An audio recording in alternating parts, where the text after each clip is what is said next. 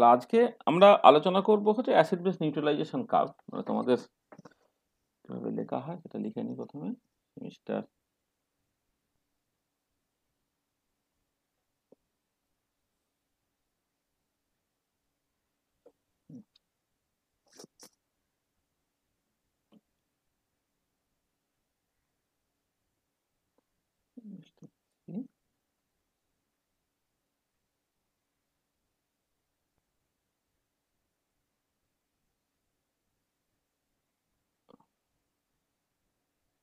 Ionic ইকুইলিব্রিয়ামে কত নম্বর lecture?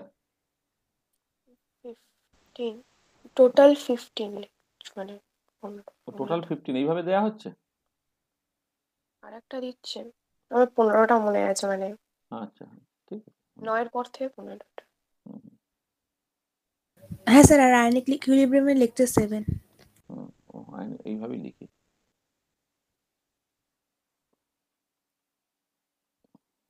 Sir একটা problem ছিল। কি প্রবলেম? বলছি স্যার আমাদের মর্নিং কলেজ তো ক্লাসটা করতে আজকে সমস্যা হচ্ছে। ও, তোদের মর্নিং কলেজ, হ্যাঁ ওই আসলে টাইমগুলো না এমন একটা সমস্যা হয়ে গেছে না, আমি পুরো পাজেল হয়ে গেছি পুরো। হ্যাঁ, মানে একটা ওই জন্য নতুন টাইম দিতে পারছি না, কিছু না। হ্যাঁ, মর্নিং কলেজে তো সত্যি তো সকালে অসুবিধা হবে। ওই জন্য আমি প্রত্যেকটারই একটা করে রবিবারে রেখেছি, যখন অফলাইন শুরু হয়ে যাবে সবটাই রবিবারে শিফট হয়ে যাবে বলে।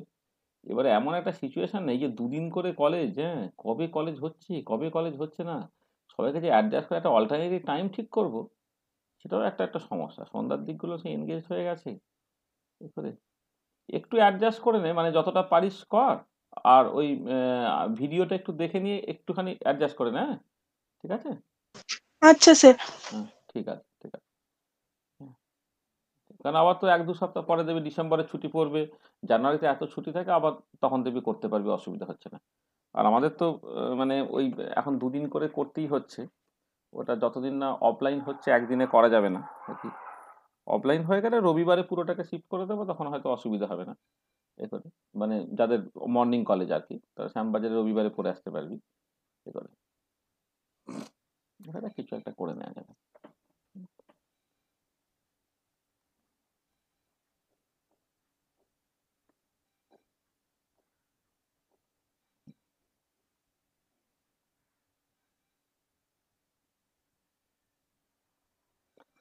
না, ঠিক আছে, হ্যাঁ। আচ্ছা, তাহলে আগের দিনে আর কোনো ডাউটস নেই তো?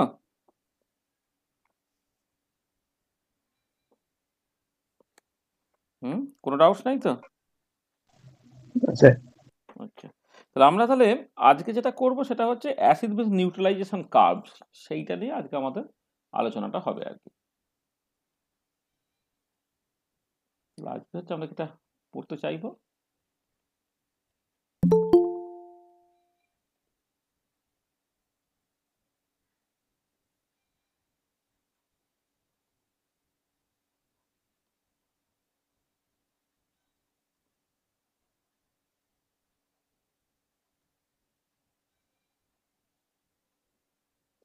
Acid base neutralisation curves. এইটা হচ্ছে আমাদের মূলত আজকে আলোচনার বিষয় হবে। আচ্ছা, এর জন্য যা যা ব্যাকগ্রাউন্ড দরকার, আমরা ব্যাকগ্রাউন্ডগুলো মোটামুটিভাবে ক্লিয়ার করে ফেলেছি। মানে ব্যাকগ্রাউন্ড মানে অ্যাসিড বেস নিউট্রালাইজেশন কার্ভে যেটা করতে হবে যে তুমি ওয়াই অ্যাক্সিস বরাবর পিএইচ কে প্লট করবে, আর এক্স অ্যাক্সিস বরাবর তুমি যেটাকে বুলেট থেকে অ্যাড করছো সেটাকে তুমি লিখবে আগে। সেটা ড্রপসের টার্মসে লিখতে পারো বা ভলিউমের টার্মসে লিখতে পারো আর কি। হ্যাঁ, তো সেই ধরনের ছবি আর কি। ঠিক আছে? তাহলে এইগুলো তোমার প্র্যাকটিক্যাল দেখবে, পিএইচ মেট্রিক টাইটেশন বিভিন্ন রকমের প্র্যাকটিক্যাল করতে হয়, মানে তোমাদের পিএইচ মেট্রিক প্র্যাকটিক্যাল। সেটা বিভিন্ন সেমিস্টারে, বিভিন্ন কলেজ বা বিভিন্ন ইউনিভার্সিটিতে বিভিন্ন সেমিস্টারে আছে আর কি, মানে ইনস্ট্রুমেন্ট বেসড যে প্র্যাকটিক্যালগুলো আর কি। একটা তো ইন্ডিকেটার দিয়ে, সেটা তো আছেই।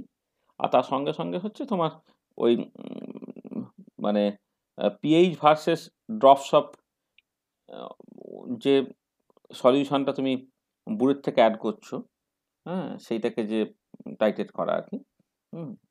সেই তার যে ড্রপস বা ভলিউমটাকে আর কি এক্সপ্রেস করা, হ্যাঁ সেগুলোকে আমাকে করতে হবে আর কি।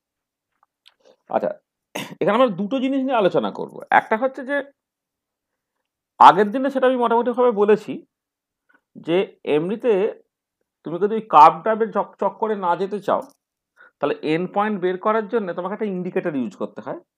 এবার সেই ইন্ডিকেটরটা মানে চুজ করার ক্রাইটেরিয়াটা কি সেটা আমি শেষে কিছুটা বলেছিলাম, সেইটা একটুখানি জাস্ট বলে দেবো। আর তারপরে যে কাজটাকে করব সেটা হচ্ছে যে তোমার ধরো মানে যে ধরনের টাইট্রেশন তোমাকে ল্যাবরেটরিতে খুব ফ্রিকোয়েন্টলি করতে হয়, হয়তো অ্যাসিটিক অ্যাসিডকে এনওএইচ দিয়ে টাইট্রেট করছো বা অক্সালিক অ্যাসিডকে এনওএইচ টাইট্রেট করছো, এই টাইপের টাইট্রেশন আর কি। সেই যখন টাইট্রেশনগুলোকে করছো তখন তার বিভিন্ন জায়গায় পিএইচটা তুমি কোন ফর্মুলা দিয়ে বের করবে এবং তার মতো করে কার্বের নেচারটা কেমন হবে আর কি, সেইগুলো কিছু কিছু কথাবার্তা বলা। আচ্ছা, আগের দিন আমরা যেটা আলোচনা করেছিলাম সেটা হচ্ছে ইন্ডিকেটর আলোচনা করেছিলাম। যে ইন্ডিকেটরটা ইউজুয়ালি হচ্ছে কোন একটা উইক অর্গানিক অ্যাসিড, এরা মানে ইউজুয়ালি উইক অর্গানিক অ্যাসিড, যেটাকে তুমি HIN এইরকম ভাবে লিখেছিলে। এই HIN সে বেসিক্যালি এইরকম একটা ডিসোসিয়েশনের থ্রু দিয়ে যাচ্ছিল, H plus plus IN minus, আর এইখান থেকে তুমি একটা ইন্ডিকেটর কনস্ট্যান্ট ডিফাইন করে দিয়েছিল আগের দিনে। ইন্ডিকেটর কনস্ট্যান্ট তুমি ডিফাইন করে দিয়েছিল, সেটা হচ্ছে তোমার KIN। এটা সেটা মানে আমি একদম এর ফর্মে লিখছি, মানে ওই অ্যাক্টিভিটি ঝামেলার মধ্যে না গিয়ে একবারে তোমার H প্লাসের কনসেন্ট্রেশন কিন্তু IN মাইনাসের কনসেন্ট্রেশন বা HIN এইরকম ভাবে জাস্ট লিখছি আর কি। মানে এটা জাস্ট এটা খুব রাফলি লেখা হচ্ছে, মানে এখানে তোমার ধর একটা C0 দিয়ে ভাগ হওয়ার কথা, বা প্রথমে শুরুতে অ্যাক্টিভিটি টার্মসে লিখে তারপর অ্যাক্টিভিটি কোএফিসিয়েন্টগুলো 1 লেখার কথা, এরকম আর কি। মানে এটা আমি জাস্ট নিউমেরিক্যালি এটা লিখলাম আর কি। এটা নিউমেরিক্যালি সত্যি,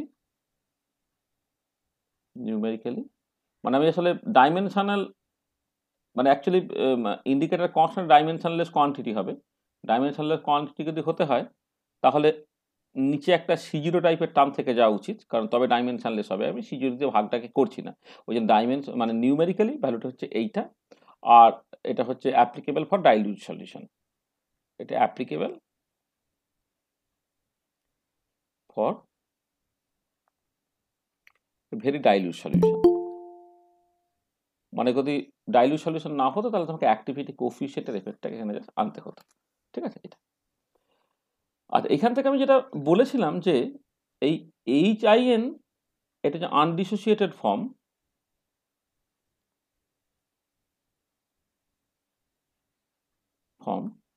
আর IN মাইনাসটা হচ্ছে তোমার dissociated form,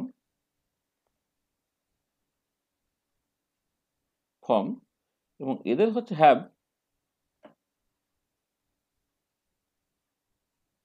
distinctly different colours. এই দুজনের কালার কিন্তু আলাদা, মানে HIN যে কালারটা দেবে IN মাইনাস হচ্ছে একটু একদম ডিস্টিংক্টলি আলাদা কালার দেবে। আচ্ছা, এবারে দেখো এই ইকুইলিব্রিয়াম থেকে তুমি যেটা পরিষ্কার বুঝতে পারছো সেটা কিন্তু H প্লাস বেশি হয়, মানে কনসেন্ট্রেশন অফ H প্লাস যদি বেশি হয় অর্থাৎ পিএইচটা কম হয়, তখন ইকুইলিব্রিয়ামটা বাঁ দিকে শিফট করে থাকবে, অর্থাৎ সলিউশনে HIN বেশি থাকবে। তখন আমি মূলত হচ্ছে আনডিসোসিয়েটেড ফর্ম HIN এর কালার পাবো। আর যদি পিএইচটা বেশি হয়ে যায় অর্থাৎ মিডিয়ামে OH মাইনাস বেশি দিয়ে দাও তুমি, সেই OH মাইনাস H প্লাসকে খেয়ে নেবে। লাথালিয়ার প্রিন্সিপাল অনুযায়ী প্রোডাক্ট থেকে H প্লাস সরে যাওয়ার জন্য ইকুইলিব্রিয়ামটা ডান দিকে শিফট করবে, কেন মিডিয়ামে অনেক বেশি IN মাইনাস পাবো, তখন আমি মূলত হচ্ছে IN মাইনাসের কালারটা পাবো। তাই এটা কথা সেটা হচ্ছে যে তোমার in low pH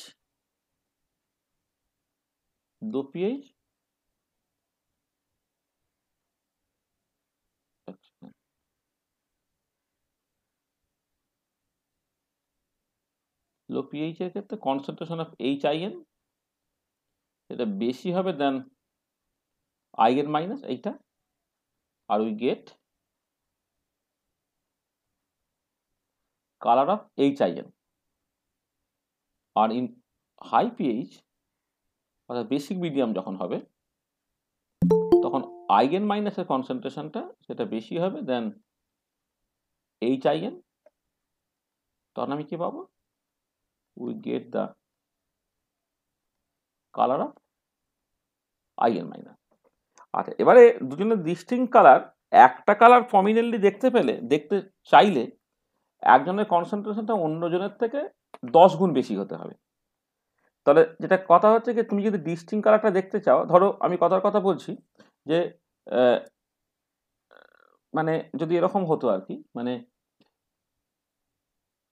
HIN এর কনসেন্ট্রেশনটা আর IN মাইনাসের কনসেন্ট্রেশন, এই রেশিওটা তোমার ধরো অ্যারাউন্ড 10, ঠিক আছে?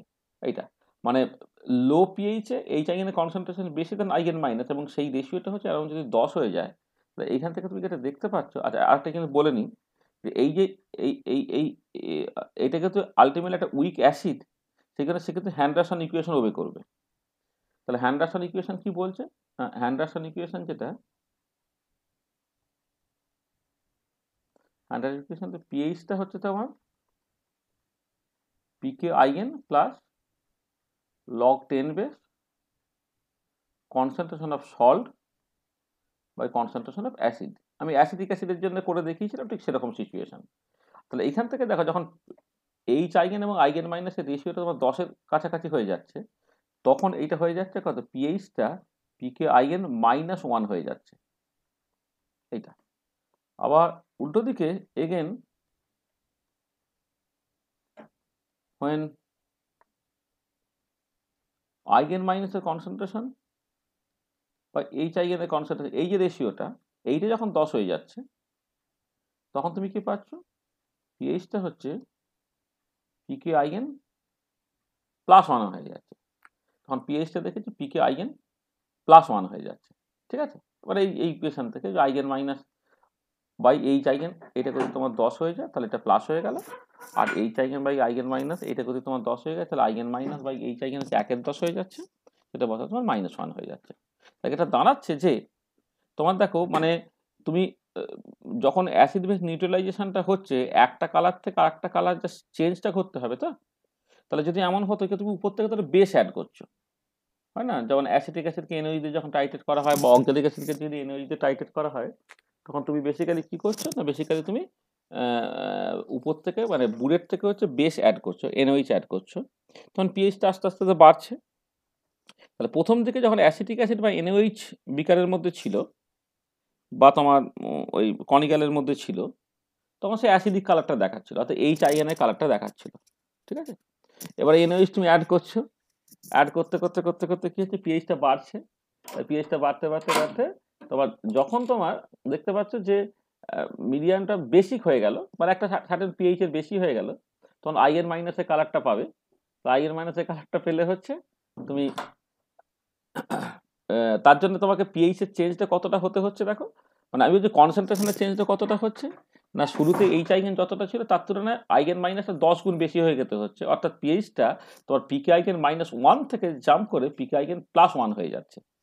তার মানে এটা দাঁড়াচ্ছে যে যদি তোমার ইকুইভ্যালেন্ট পয়েন্টে পিএইচটা এই pKIN +-1 এর মধ্যে থাকে, তবেই হচ্ছে ইকুইভ্যালেন্ট পয়েন্টটা আগে আর ইকুইভ্যালেন্ট পয়েন্টের জাস্ট পরে তোমার একটা ডিস্টিংক্ট কালার চেঞ্জ তুমি দেখতে পাবে।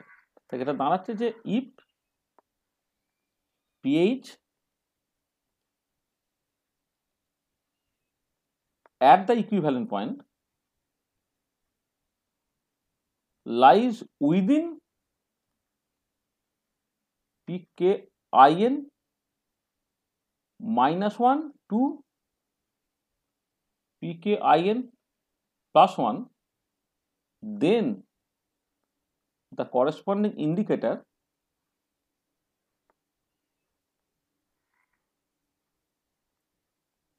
can indicate the neutralization point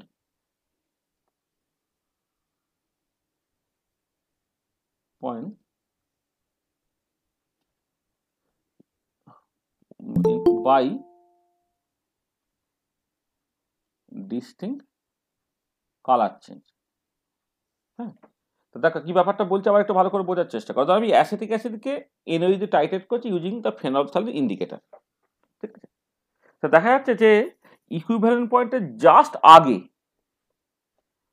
ফেনলফথ্যালিন ইন্ডিকেটরটা তার অ্যাসিডিক কালারটা দেখাচ্ছে, মানে আনডিসোসিয়েটেড ফর্মে কালারটা সে দেখাচ্ছে, এবং ফরচুনেটলি সেটা হচ্ছে তোমার কালারলেস।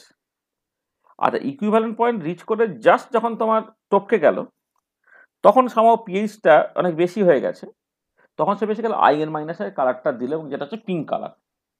তাহলে ইকুইভ্যালেন্ট পয়েন্টটা হচ্ছে ওই যে কালারটা মানে কালার লেস থেকে পিঙ্ক হলে এই যে জাম্পটা হলো, যেটা কোথা থেকে হবে না, বেসিক্যালি যখন যখন তোমার মিডিয়ামের পিএইচটা পিকেআইএন -1, সেখান থেকে তোমার মিডিয়ামের পিএইচটা যখন পিকেআইএন +1 হয়ে যাবে, তখন তুমি চেঞ্জটা পাবে। ইকুইভ্যালেন্ট পয়েন্টটা কোথায় ঘটতে হবে না, পিকেআইএন -1 থেকে পিকেআইএন +1 এর মধ্যে যদি ইকুইভ্যালেন্ট পয়েন্টটা হয়, তাহলে তুমি ডিস্টিংক্টলি এই ইকুইভ্যালেন্ট পয়েন্টটাকে দেখতে পাবে। অর্থাৎ এমন হলো, ধরো যে কথা বলছি যে হয়তো ফেনপথ্যালিন ইন্ডিকেটার তার পিকেআইএন ভ্যালুটা ধরে নাও ফর দ্য টাইম বিং, ধরো তোমার 9 বা কিছু একটা, ধরো না অ্যাপ্রক্সিমেটলি ওটা হচ্ছে তোমার 9। আর এবারে দেখা যাচ্ছে কোনো একটা ইকুইভ্যালেন্ট এবং বেসিক মিডিয়ামে সে কালারটা পিঙ্ক দেখাচ্ছে। বেসিক মিডিয়াম মানে হচ্ছে তোমার মোটামুটিভাবে পিএইচটা হচ্ছে 9, 10, 11, 12, এইগুলো সব তোমার হচ্ছে বেসিক মিডিয়াম।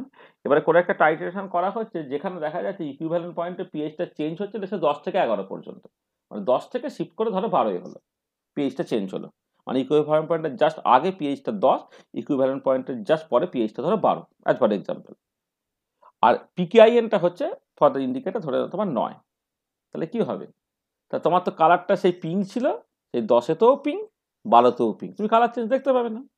কিন্তু অন্যান্য যদি এরকম হতো ইকুইভ্যালেন্ট পয়েন্টের আগে ধরো পিএইচটা 7, আর ইকুইভ্যালেন্ট পয়েন্টের পরে ধরো পিএইচটা তোমার 10, আর ফেনপথ্যালিন ইন্ডিকেটর কনস্ট্যান্টটা ধরে নাও তোমার ওই 8, 9 এর মাঝামাঝি কোনো একটা জায়গা আছে আর কি। তাহলে কি হচ্ছে, তোমার ইকুইভ্যালেন্ট পয়েন্টের জাস্ট আগে সে কালারলেস দেখাবে, কারণ আনডিসোসিয়েটেড HIN তার কালারটা সে দেখাচ্ছে, আর ইকুইভ্যালেন্টের পরে ইকুইভ্যালেন্ট পয়েন্টের পরে কি করছে, সে বেসিক্যালি আইএন মাইনাসের কালারটা দিচ্ছে, সে পিঙ্ক কালারটা দেখাচ্ছে, তখন তুমি ডিস্টিংক্টলি এন্ড পয়েন্টের কাছে দেখতে পাবে। তো এইটা আমরা আগের দিন আলোচনা করেছিলাম। তাহলে অ্যাসিড বেস টাইট্রেশন যখন তুমি বলছো, তখন একটা তো রাস্তা, যেটা কোয়ালিটেটিভলি ওভারঅল স্ট্রেন যদি বের করতে চাও আর কি, মানে কোনো pH metric titration curved up কিছু না এঁকে, তাহলে হচ্ছে তোমাকে প্রথমে ইন্ডিকেটরটা প্রপারলি চুজ করতে হবে, ঠিক আছে। এবারে কী টাইপের টাইট্রেশন করছো তার উপরে নির্ভর করে তোমাকে ওই ইন্ডিকেটরগুলো চুজ করতে হয়। আগের দিন যেন আমি বলছিলাম যে ফেনপথ্যালিন ইন্ডিকেটর যখন তুমি ইউজ করবে, তখন দেখতে হবে যে ইকুইভ্যালেন্ট পয়েন্টে পিএইচটা 8 থেকে 10-এর মধ্যে এরকম যেন কিছু একটা হয় আর কি। আবার লিড মাস তুমি ইউজ করতে পারো। লিড মাসে যেটা হয়, অ্যাসিড কালারের কালারটা হচ্ছে রেড, আর বেস কালারটা হচ্ছে তোমার ব্লু। সেইখানে তোমাকে একটা ইউজ করতে হবে, মানে ইন্ডিকেটর ইউজ করতে হবে, যে ইকুইভ্যালেন্ট এই ক্ষেত্রে তোমার ইকুইভ্যালেন্ট পয়েন্টে যদি পিএইচটায় 5 থেকে 8 এর কাছাকাছি মোটামুটি হয় আর কি, তখন তুমি এটাকে ইউজ করতে পারবে। বা মিথাইল রেড মোটামুটি 4.4 থেকে 6.2 এর মধ্যে তুমি ইউজ করতে পারবে, অ্যান্ড সো অন। তো আমাদের দেখবে এখন যে টাইপের টাইট্রেশন করতে হয়, তাতে ফেনপথ্যালিনটাই জাস্ট ইউজুয়ালি লাগে তোমার। সেটা তুমি মনে রাখবে যে ওই উইক অ্যাসিডকে যদি স্ট্রং বেস দিয়ে টাইট্রেট করা হয়, তখন দেখা যাচ্ছে পিএইচটা ওরকমভাবে 7 থেকে 10 হঠাৎ করে জাম্পটা হয়। আর ফেনপথ্যালিন ইন্ডিকেটর তুমি ইউজ করতে পারো যখন পিএইচের চেঞ্জটা হচ্ছে 8 থেকে 10 এই রেঞ্জের মধ্যে থাকবে অ্যাট দ্য ইকুইভ্যালেন্ট পয়েন্ট, তাতে অ্যাসিড মিডিয়ামে ওটা কালারলেস, আর বেস মিডিয়ামে ওটা কিন্তু পিঙ্ক কালার দেখাতে পারবে। তো এই একটা জায়গা যেটা আমি আগের দিনও আলোচনা করেছি, আজকে সেটা আলোচনা করলাম যে কেমন করে তুমি মানে মানে ইকুইভ্যালেন্ট পয়েন্টে পিএইচ দেখে তুমি ইন্ডিকেটরটাকে চুজ করবে, ঠিক আছে। এটা আমি দু একটা একটু লিখে দিই, ধরো আগের দিনও বলেছিলাম ফেনলফথ্যালিন, এটা হচ্ছে মোটামুটি হবে 8 থেকে 10 পিএইচ রেঞ্জটা, পিএইচ রেঞ্জ। আর এখানে তোমার অ্যাসিড মিডিয়ামে মানে কালারলেস থেকে হচ্ছে তোমার যাবে পিঙ্কে।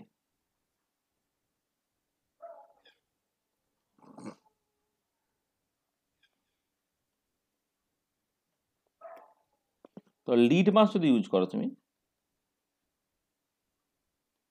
লিড মাস ইউজ করা হয়,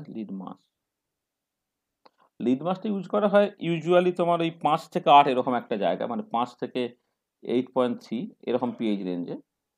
আর এক্ষেত্রে তোমার যদি ধরো অ্যাসিড কালারটা হয়, অ্যাসিড কালারে লাল লিড মাস হয়, আর বেস কালারে নীল লিড মাস হয়। মানে আসলে এইটাও খুব কাজে লাগে। এটা আসলে এটা তোমার টাইট্রেশনের জন্য তোমার ইউজুয়ালি ইউজ করা হয় না, কিন্তু অনেক সময় হয় না, দেখবে কোয়ালিটেটিভ ইনঅর্গানিক অ্যানালিসিস করছো বা কোয়ান্টিটেটিভ কিছু করছো, তোমাকে মানে অ্যাসিড মিডিয়ামে কোনো একটা কিছু করতে বলছে বা বেস মিডিয়ামে কিছু একটা করতে বলে। হয়তো ধরো আমি জাস্ট প্রথমে হয়তো কিছুটা HCl দিয়ে দিয়েছিলে, তার জন্য একটা টেস্ট করেছো, তারপরে তোমাকে বেসিক মিডিয়ামে একটা টেস্ট করতে হবে, সেখানে তোমাকে কি হচ্ছে এনএইচ অ্যাড করতে হচ্ছে।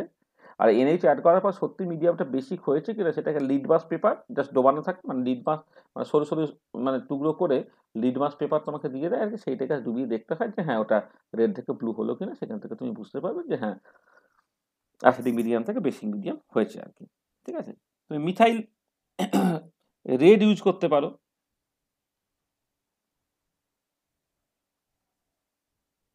মিথাইল রেড ইউজ করা হয় 4.4 থেকে 6.2 এই পিএইচ রেঞ্জে। মিথাইল রেড হচ্ছে তোমার এতে রেড হয়, তোমার অ্যাসিড মিডিয়ামে রেড হয়, আর বেসিক মিডিয়ামে কালারটা হচ্ছে ইয়েলো টাইপের হয়। আসলে তাকে এইখানে কালার চেঞ্জটা যত ডিস্টিংক্টলি বোঝা যায়, বাকিগুলোর ক্ষেত্রে না রেড থেকে ব্লু তবু বোঝা যাবে, হ্যাঁ, কিন্তু রেড থেকে ইয়েলো এই কালার চেঞ্জগুলো বোঝা একটু অসুবিধা হয়, সেখানে অত মানে এ করতে হয় না। মানে তোমার মিথাইল অরেঞ্জ তুমি ইউজ করতে পারো, সেটাও মোটামুটিভাবে রেড থেকে ইয়েলো হয়, কিন্তু এখানে পিএইচ রেঞ্জটা একটু আলাদা, 3.1 থেকে 4.4 এরকম একটা ইউজ করতে হয়, মানে মিথাইল অরেঞ্জ ধরো। এর নামগুলো এইসব মিথাইল রেড, মিথাইল অরেঞ্জ, হ্যাঁ, এসব নামগুলো তুমি শুনেছো আর কি, এগুলো আমি জাস্ট দু একটা বলে দিচ্ছি আর কি।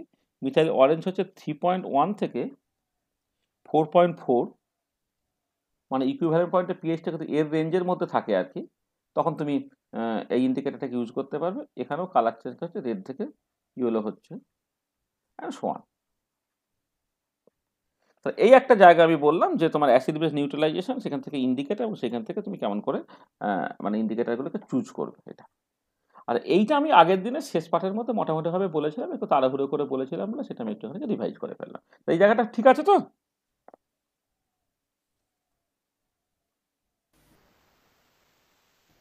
এই জায়গাটা কোনো হ্যাঁ অসুবিধা স্যার। নেই তো? হ্যাঁ স্যার। হুম। হ্যাঁ স্যার। এবার বাকি পার্টটা আজকে একটুখানি ভালো করে আলোচনা করতে হবে। আচ্ছা, এবারে তুমি একটা অ্যাসিড বেস নিউট্রালাইজেশন কার্ভ তোমাকে আঁকতে হয়, ঠিক আছে?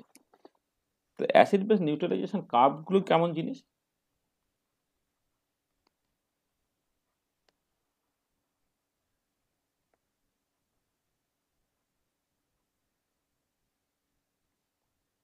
আচ্ছা, অ্যাসিড বেস নিউট্রালাইজেশন কার্ভটা কিরকম, যে একটা প্লট তুমি আঁকছো,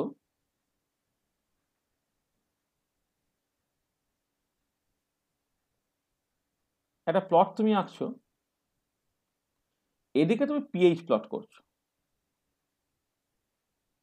ঠিক আছে, এদিকে পিএইচ প্লট করা হচ্ছে, আর এদিকে তুমি অ্যাড করছো ধরো মানে মানে আচ্ছা ড্রপস অফ, এটা যে বুলেট থেকে যাকে তুমি অ্যাড করছো সেইটা আর কি, মানে তোমার বেসিক্যালি মানে একটা সলিউশনকে আর একটা সলিউশন দিয়ে তুমি টাইটেট করছো, একটা সলিউশন নিচে বিকার বা কনিক্যাল ফ্লাক্সের মধ্যে রেখেছো, আর একটা তুমি বেসিক্যালি বুলেট থেকে অ্যাড করছো। তো ধরো ড্রপস অফ,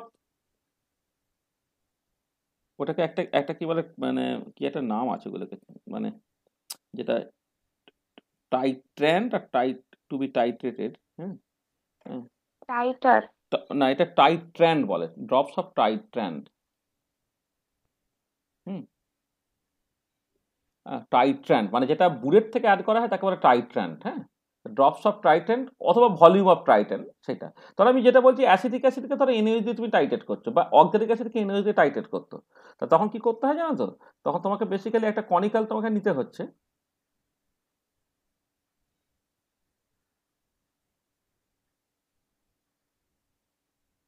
হ্যাঁ, এইখানে তোমাকে নিতে হয় কাকে, না তোমার ওই অ্যাসিডটাকে, ধরো আমি এখানে বলছি অ্যাসিডিক অ্যাসিডটাকে, অ্যাসিডিক অ্যাসিড যদি বলো, এই অ্যাসিডিক অ্যাসিডটাকে আমি নিচে নেব,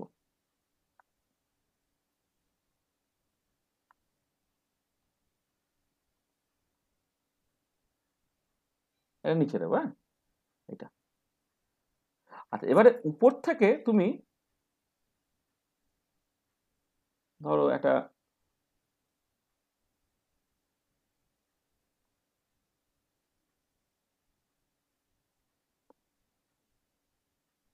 আমি অত ভালো করে পাচ্ছি না, হ্যাঁ, বাজে হয়েছে আমার, কি বাজে আঁকলাম,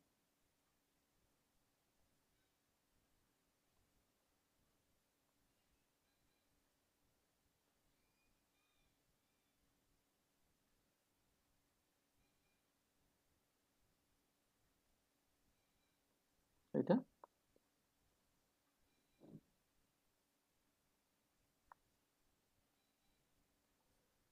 এইখানে একটা তোমার আছে এবার এটা একটা স্ট্যান্ডে ধর আটকানো আছে আর কি, এটা হয়তো আটকানোর জন্য তোমার একটা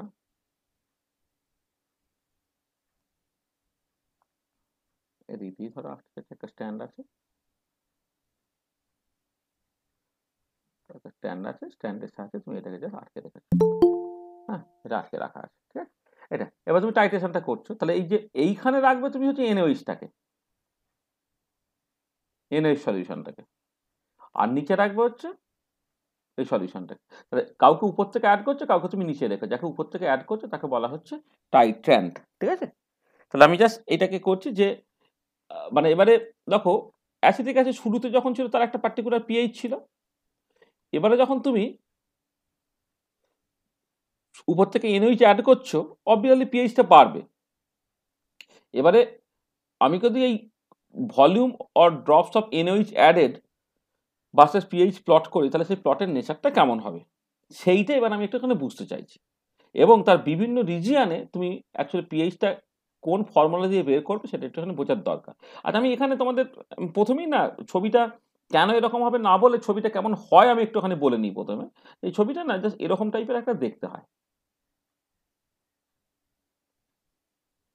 এরকম টাইপের একটা দেখতে ছবি হয়, এই টাইপের একটা ছবি দেখতে হয় মানে এই পার্টিকুলার কেসে। মানে এই ছবিটা কার জন্য তোমার ধরো ধরো এই অ্যাসিটিক অ্যাসিড ভার্সেস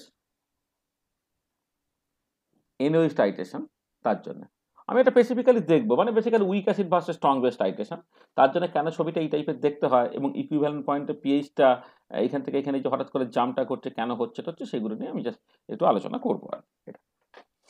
আচ্ছা দেখো যে আমি জাস্ট কোয়ালিটিটিভ ব্যাপারটাকে বোঝার চেষ্টা করো। প্রথমে অ্যাসিটিক অ্যাসিড যখন দিয়েছিলে, যখন কোনো এনওইচ অ্যাড করা হয়নি, তার একটা নর্মাল পিএইচ আছে।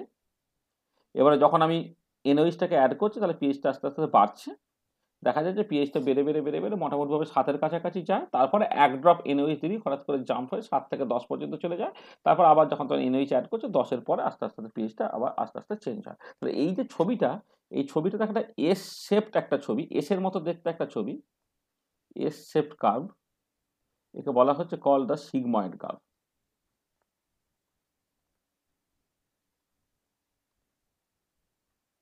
সিগময়েড কার্ভ মানে প্রথমে তোমার চেঞ্জটা খুব স্লো, শেষে চেঞ্জটা স্লো, ইকুইভ্যালেন্ট পয়েন্টের কাছাকাছি হচ্ছে চেঞ্জটা ভীষণ র্যাপিড হয়ে যাবে। এই ধরনের কার্ভকে বলা হয় তোমার সিগময়েড কার্ভ, ঠিক আছে, সিগময়েড কার্ভ। আচ্ছা এবার আমার যেটা দরকার যে এই টাইপের যে তুমি ছবি পেয়েছো, যেটা বেসিক্যালি মানে এই পার্টিকুলার কেসে হচ্ছে weak acid versus strong base টাইট্রেশনটা করছো, তাহলে বিভিন্ন রিজিয়ানে তুমি বেসিক্যালি কোন কোন ফর্মুলা দিয়ে তুমি অ্যাকচুয়ালি পিএইচটাকে ক্যালকুলেট করছো। তাহলে দেখো, তাহলে এইটা আমি ধরো weak acid versus strong base টাইট্রেশনের কথাই ভাবছি, যেটা আমি এই স্পেসিফিক এক্সাম্পলে দেখেছি। উইক অ্যাসিড ভার্সেস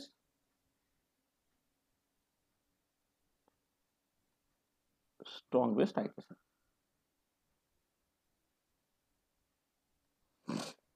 মানে একদম স্পেসিফিক এক্সাম্পল দিয়ে শুরু করো, তাহলে তোমার একদম কোয়ান্টিটেটিভলি পিএইচ ভ্যালুগুলোকে ক্যালকুলেট করবে। উইক অ্যাসিড হচ্ছে CH3COOH ভার্সেস এনওইচ টাইট্রেশন। তুমি নিচে রেখেছো হচ্ছে এইখানে রেখেছো অ্যাসিটিক অ্যাসিড, উপরে দিচ্ছ তোমার এনওইচ, সেই টাইট্রেশনটা তুমি জাস্ট বেসিক্যালি কনসিডার করছো। আর এখানে একটাখানি বলে নিই যে পিকেএ ভ্যালু এটা কাজে লাগবে। পিকেএ ভ্যালু অফ CH3COOH সেটা হচ্ছে 4. আমি টিপিক্যালি 4.73 বা 74 বা 75 যাই লেখে 4.75ই লিখছি এইটা অ্যাট 25 ডিগ্রি সেন্টিগ্রেড, বা কে এটা যদি বলে তাহলে 1.8 × 10⁻⁵ হয়। কে এ যেটা পিকে, এটা কে এ করলে হচ্ছে তোমার 1.8 × 10⁻⁵ এরকম একটা জিনিস তোমার দাঁড়ায়, ঠিক আছে। আচ্ছা এবারে দেখো এই টাইট্রেশনটা যখন করা হচ্ছে একদম শুরুতে কি না, শুরুতে শুধুমাত্র তোমার অ্যাসিটিক অ্যাসিড ছিল, তাই তো। একদম শুরুতে তোমার কাছে আছে কিনা শুধুমাত্র অ্যাসিটিক অ্যাসিডটা আছে। অ্যাট দ্য বিগিনিং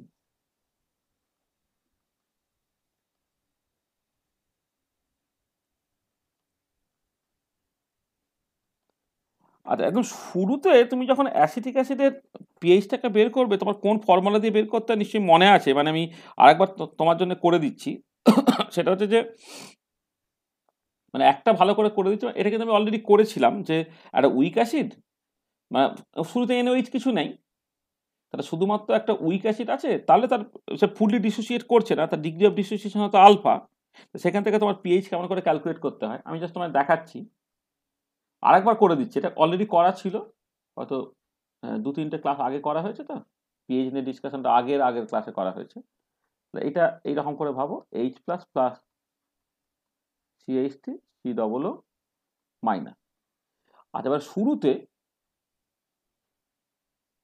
বা অ্যাট ইকুইলিব্রিয়ামও লিখতে পারি আর কি। অ্যাট ইকুইলিব্রিয়ামে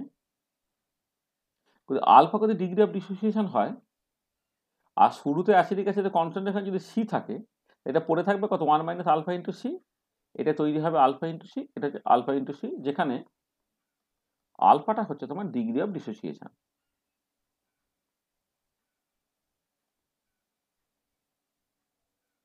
এটা। আর এখান থেকে একটা জিনিস প্রথমে দেখো, যে উইক অ্যাসিড ডিসোসিয়েশন কনস্ট্যান্ট যেটা,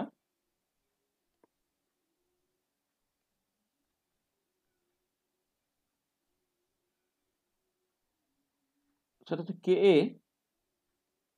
সেটা কি, আমি ওই মানে জাস্ট নিউমেরিক্যাল ক্যালকুলেশন করার জন্য তোমার ধরে নিচ্ছি ভেরি ডাইলিউট সলিউশন, যেখানে অ্যাক্টিভিটি কোএফিশিয়েন্ট এফেক্টগুলো আমি জাস্ট কিছু লিখছি না। এটা হলো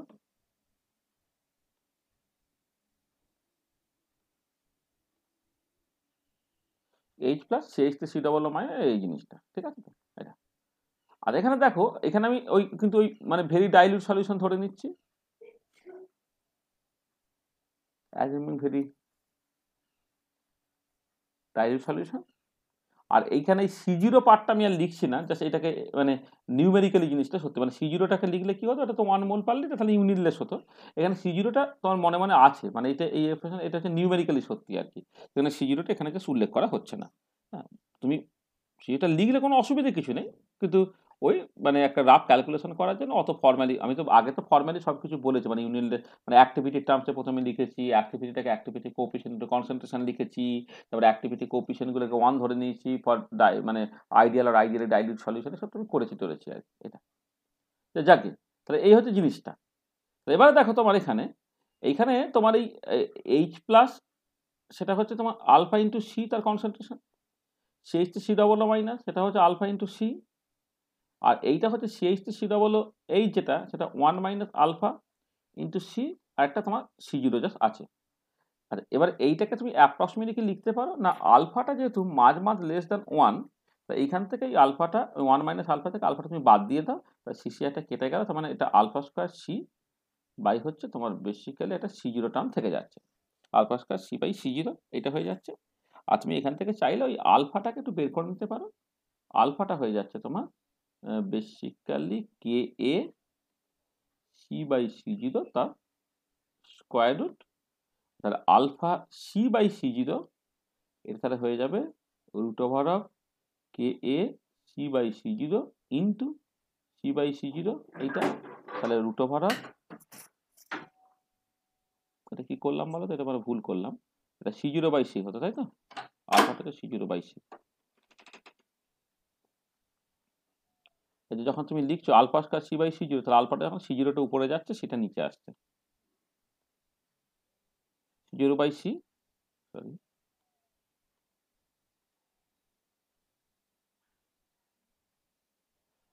আচ্ছা, তাহলে আলফা সি বাই C0 সেটা হচ্ছে K A C0 by C into C by C0, তাহলে এটা কে এ সি বাই C0 রুটের মধ্যে চলে গেল। এবার তুমি লগ দাও, লগ 10 বেস, মানে পিএইচ যখন ক্যালকুলেট করবে,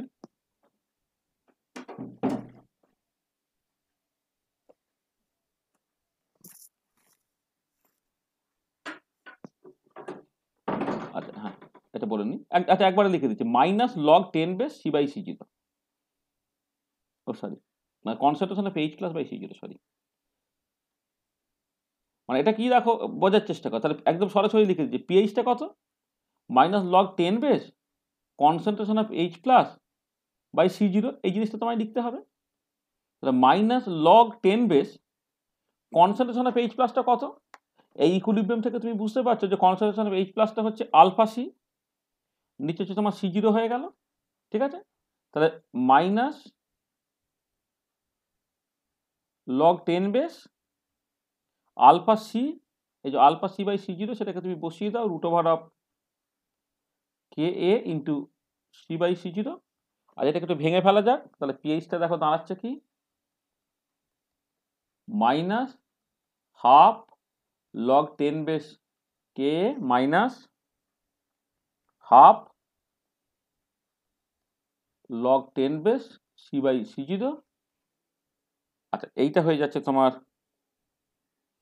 PKA minus half log 10 base C by C0। দেখো তো আমরা ওই একটা দুটো ক্লাস আগে একটা উইক অ্যাসিডের পিএইচ বের করার জন্য বিভিন্ন রকম ফর্মুলা হয়তো লিখে দিয়েছিলাম, এটা একটা ফর্মুলা ছিল PKA minus half log 10 base C by C0, এরকম একটা লিখেছিলাম, ঠিক আছে, বুঝা গেল?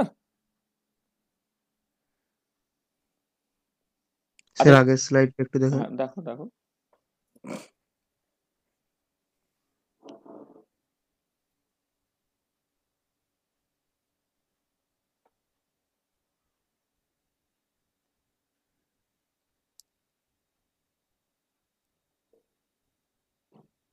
ঠিক আছে।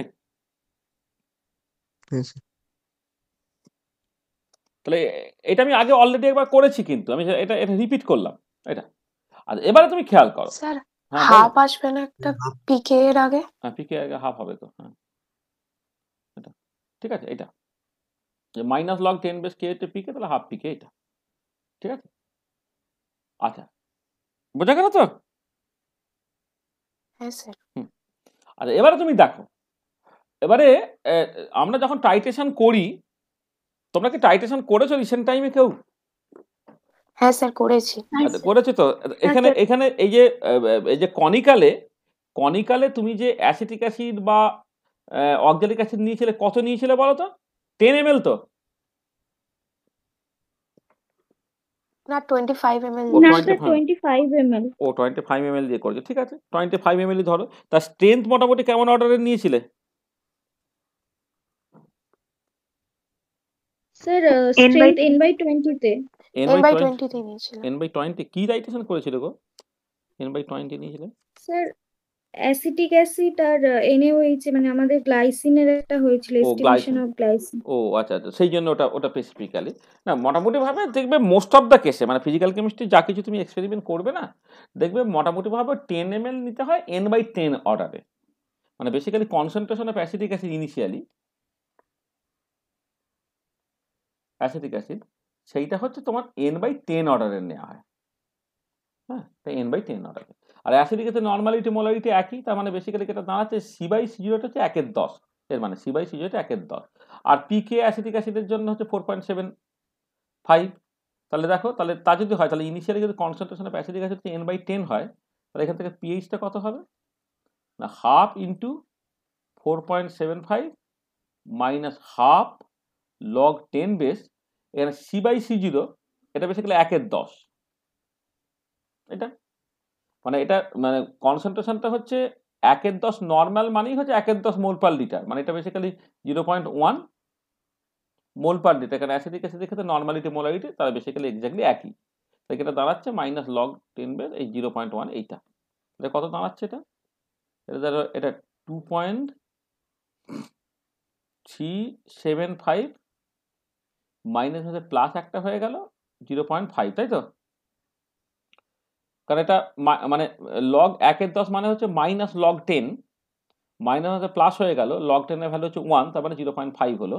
এটা কত হয়ে যাচ্ছে দেখো, 2.875 এরকম একটা দাঁড়াচ্ছে। তার মানে শুরুতে পিএইচটা হচ্ছে তোমার ওই 2.875 এরকম অর্ডারের। মানে তুমি NaOH তখনও দিচ্ছ না, তোমরা তো এখনো পিএইচ মিটার ইউজ করোনি তো? কখনো করেছো পিএইচ মিটার? না স্যার। আচ্ছা, পিএইচ মিটার হচ্ছে একটা যন্ত্র যে বেসিক্যালি পিএইচটা কত তোমায় বলে দেবে।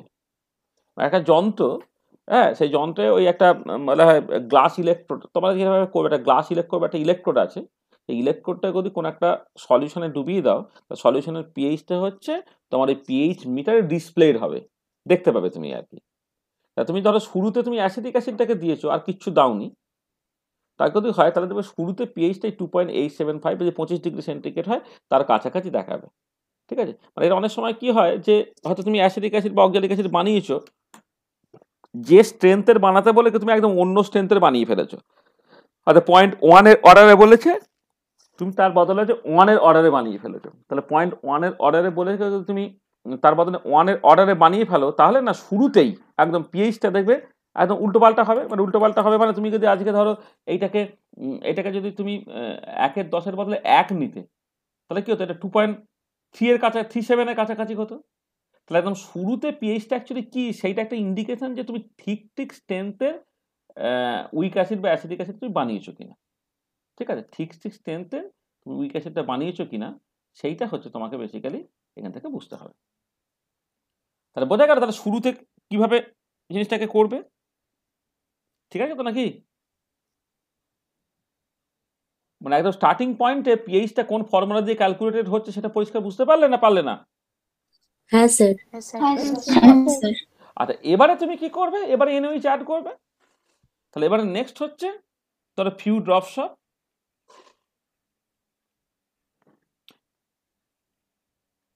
NaOH is added.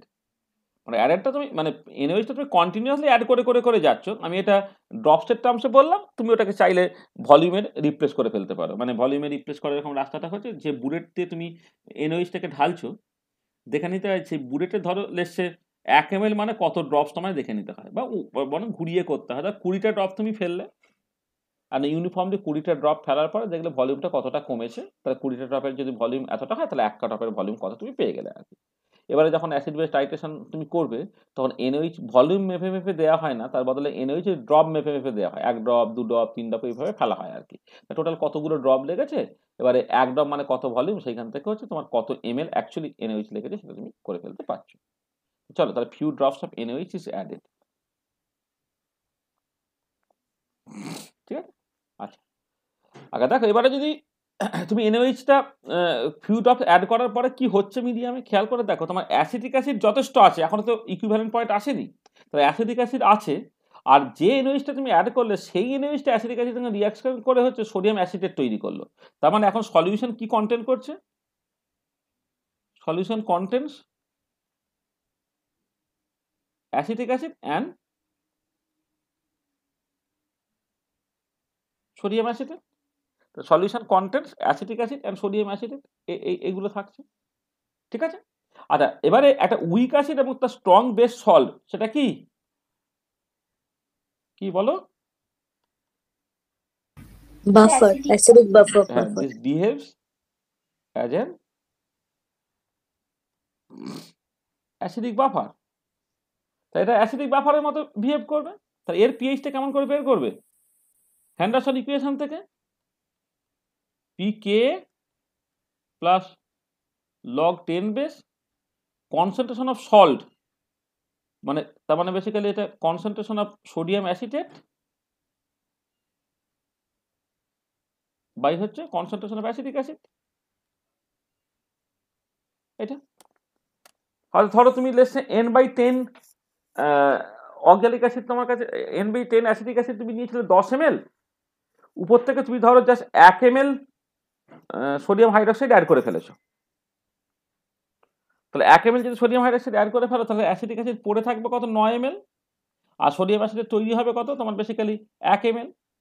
তাহলে এটা জাস্ট বেসিক্যালি 1 এর 9 এইভাবে তুমি লিখবে অ্যান্ড সো অন এইরকম তোমার করতে হবে।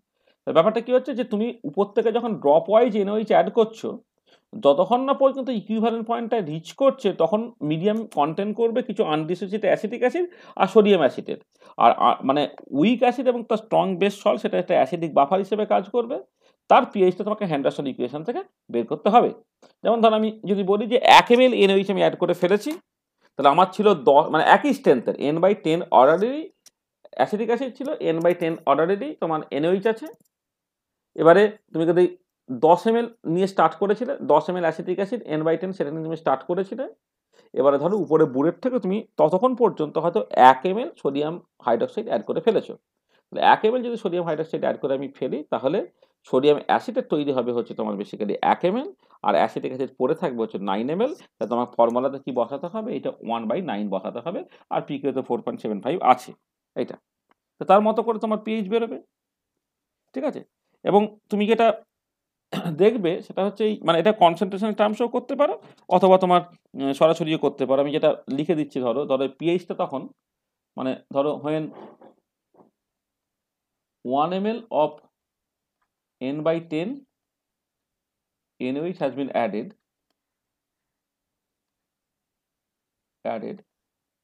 তখন পিএইচটা কি হয়ে যাচ্ছে, 4.75 ধরো লিখলে তুমি, প্লাস log 10 বেস, এটা কত বললে, 1/9 হয়ে গেল, 1/9 এইটা।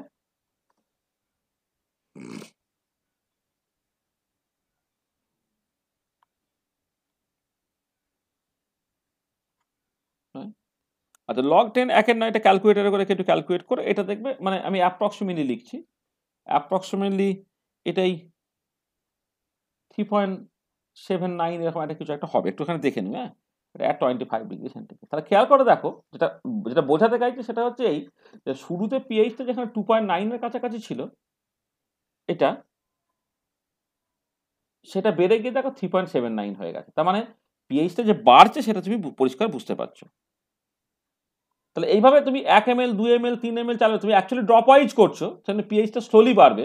আমি ধরো 20 ড্রপের মতো অ্যাড করে ফেলেছো, সেটা ইকুইভ্যালেন্ট টু 1 ml, সেটা হচ্ছে তোমার পিএইচটা 3.79 এ পৌঁছে গেছে। এবার আমি আরেকটা ক্যালকুলেশন করছি, ধরো when a 9 ml of n/10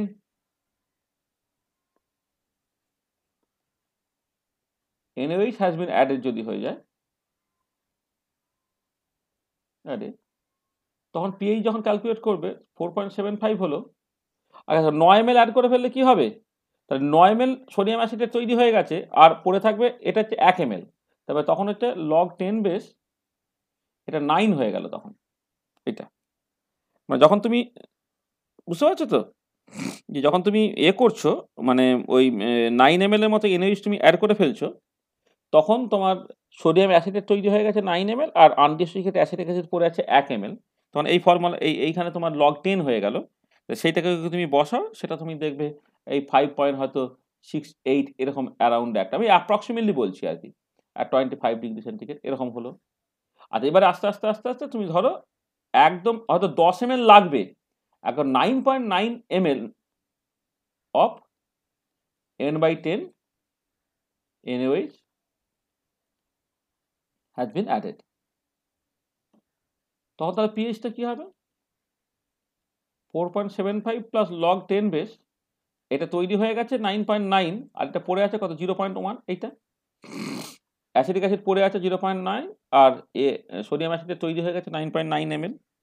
তো এই ফর্মুলায় বসাও, তো বসালে দেখবে এই উত্তরটা বেরোবে এই অ্যাপ্রক্সিমেটলি 6.75 এর কাছাকাছি একটা তোমার বেরোবে আর কি, এই অ্যাট 25 ডিগ্রি সেন্টিগ্রেড। তার মানে দেখো 10 ml দিলে ইকুইভ্যালেন্ট পয়েন্ট, তাহলে ইকুইভ্যালেন্ট পয়েন্টের আগে পর্যন্ত পিএইচটা বেড়ে বেড়ে বেড়ে বেড়ে 7-এর প্রায় কাছ পর্যন্ত পৌঁছে গেল। মানে শুরু করেছিলেন 2.8 থেকে, সেখান থেকে আস্তে আস্তে আস্তে আস্তে তোমার বেসিক্যালি একদম একদম 7-এর খুব কাছাকাছি পর্যন্ত পৌঁছে যাচ্ছে। তো এই যে সেকেন্ড ফেজে আমি যে মানে few drops of NaOH is added আমি বলছি, মানে তখন ইকুইভ্যালেন্ট পয়েন্ট রিচ করেনি। তো ইকুইভ্যালেন্ট পয়েন্ট যদি রিচ না করে, তাহলে দেখো যত NaOH তুমি অ্যাড করছো, পিএইচটা এই যে হ্যান্ডারসন ইকুয়েশন থেকে তুমি আস্তে আস্তে আস্তে আস্তে দেখবে বাড়ছে বাড়ছে বাড়ছে বাড়ছে, বেড়ে এবারে তোমার চলে আসছে একটা ইকুইভ্যালেন্ট পয়েন্টে। আর অ্যাট দ্য ইকুইভ্যালেন্ট পয়েন্ট মানে আমি একদম 10 ml NaOH অ্যাড করে ফেলেছি। তাহলে n/10 10 ml n/10 acetic acid তুমি নিয়েছিলে, তাকে টাইটেট করছো n/10 NaOH দিয়ে, তাহলে ইকুইভ্যালেন্ট পয়েন্ট রিচ করতে গেলে তোমার 10 ml NaOH দিতে হবে। 10 ml NaOH যখন দিচ্ছ, তখন সলিউশনে কে থাকছে, অ্যাসিটিক অ্যাসিড আর থাকছে না, আর এক্সেস NaOH থাকছে না, যা থাকছে পুরোটাই হচ্ছে সোডিয়াম অ্যাসিটেট। তাহলে at the equivalent point solution কি কন্টেন্ট করছে, solution contents only sodium acetate, এটা। আর এইটা কি, এ সল্ট অফ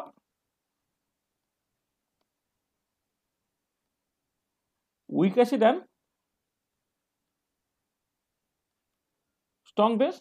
তাহলে এটা কিন্তু একটা সল্ট অফ উইক অ্যাসিড না স্ট্রং বেস। তাহলে পিএইচটা কি হবে, তার হাইড্রোলিসিস করলে যে পিএইচ এর ফর্মুলা বেরোয় সেই ফর্মুলা দিয়ে তোমাকে পুরো জিনিসটাকে দেখতে হবে। এই পার্টিকুলার কেসে পিএইচ এর ফর্মুলাটা কি? দেখ আমরা সল্ট হাইড্রোলিসিস পড়েছিলাম একদিন দুদিন আগে, মানে লাস্ট ক্লাসের আগের ক্লাসে, মানে সল্ট হাইড্রোলিসিস যখন আমি পড়েছিলাম তখন হচ্ছে একটা উইক অ্যাসিড স্ট্রং বেস, তার যে তোমার মানে পিএইচ এর ফর্মুলা সেটা কি হয়, পিএইচটা half pK W, half pK plus half log 10 base C/C0। এই ফর্মুলা ছিল নিশ্চয়ই মনে আছে তোমার, half pK W plus half pK plus half log 10 base C/C0 এই ফর্মুলা। আচ্ছা এবারে যদি আমি 25 ডিগ্রি সেন্টিগ্রেডে বলি, তাহলে এইটা হয়ে গেল 7, আর যেটা half into 4.75 plus half log 10 base. আচ্ছা খেয়াল করে দেখো যে এখন n/10 ml n/10 acetic acid আর 10 ml n/10 সোডিয়াম হাইড্রোক্সাইড মিশিয়ে যে সোডিয়াম অ্যাসিডেটটা তৈরি হচ্ছে, সেখানে টোটাল ভলিউম তো আগে ডবল হয়ে গেছে, সেখানে কি হবে কনসেন্ট্রেশনটা অর্ধেক হয়ে যাবে। তার মানে এখন কনসেন্ট্রেশন যেটা 1/10 ছিল এখন এটা কিন্তু 1/20 হয়ে যাবে।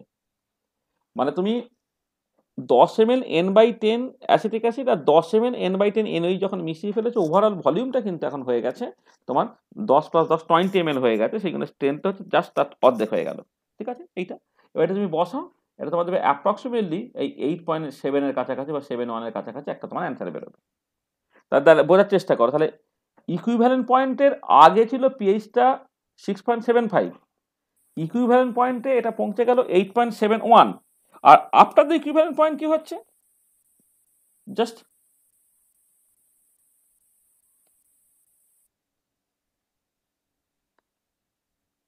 আফটার দ্য ইকুইভ্যালেন্ট পয়েন্ট মানে ধরো তুমি লেট টোটাল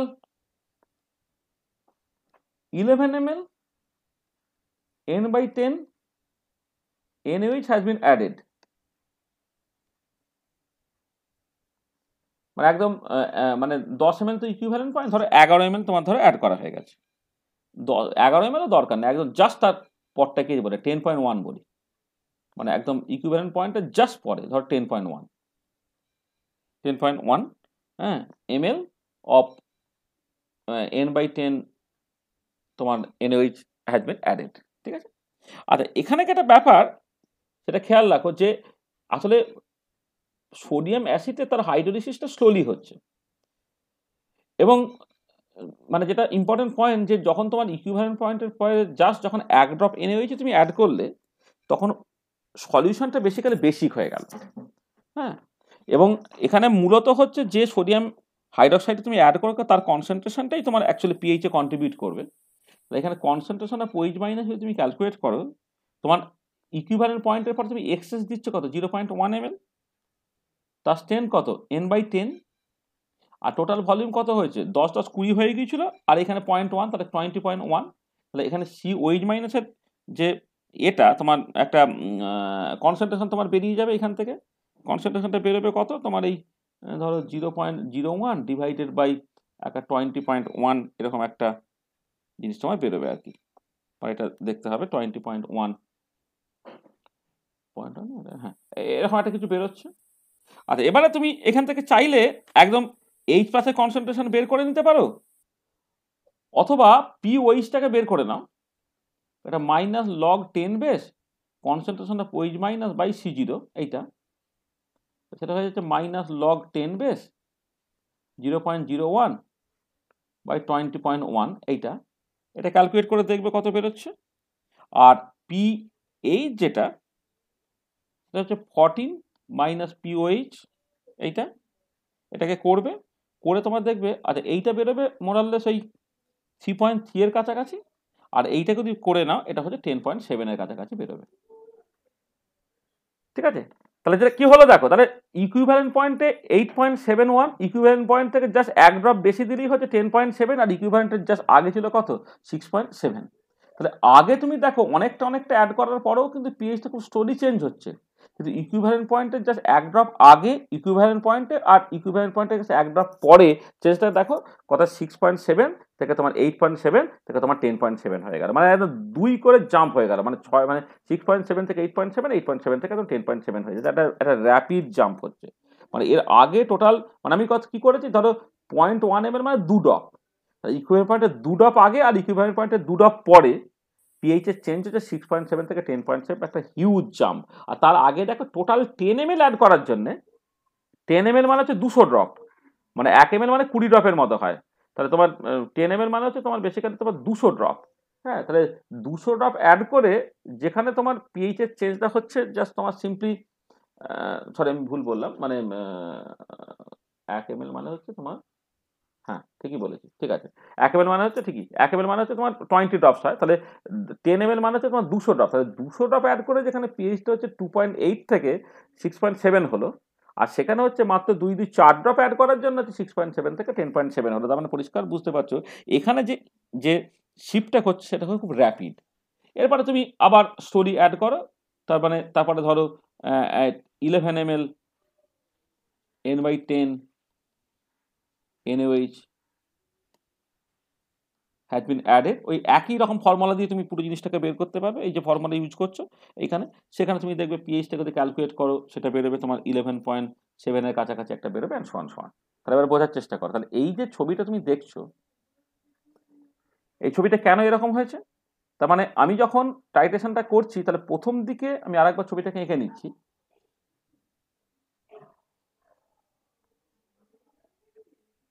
একদম স্পেসিফিক্যালি এখানে লিখছি ড্রপস অফ NaOH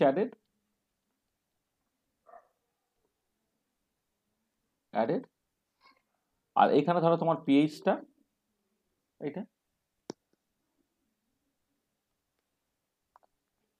একদম শুরুতে পিএইচটা করছে এই 2.87 এর কাছাকাছি। এবারে তুমি যখন NaOH অ্যাড করছো দেখছো চেঞ্জটা হচ্ছে খুব স্লোলি হচ্ছে এটা। এবার ইকুইভ্যালেন্ট পয়েন্টে যখন এলো, ইকুইভ্যালেন্ট পয়েন্টে আসার সময় দেখা যাচ্ছে এটা বেড়ে এই মোটামুটিভাবে এরকম একটা জায়গাতে এটা 6.7 এর কাছাকাছি এসছে।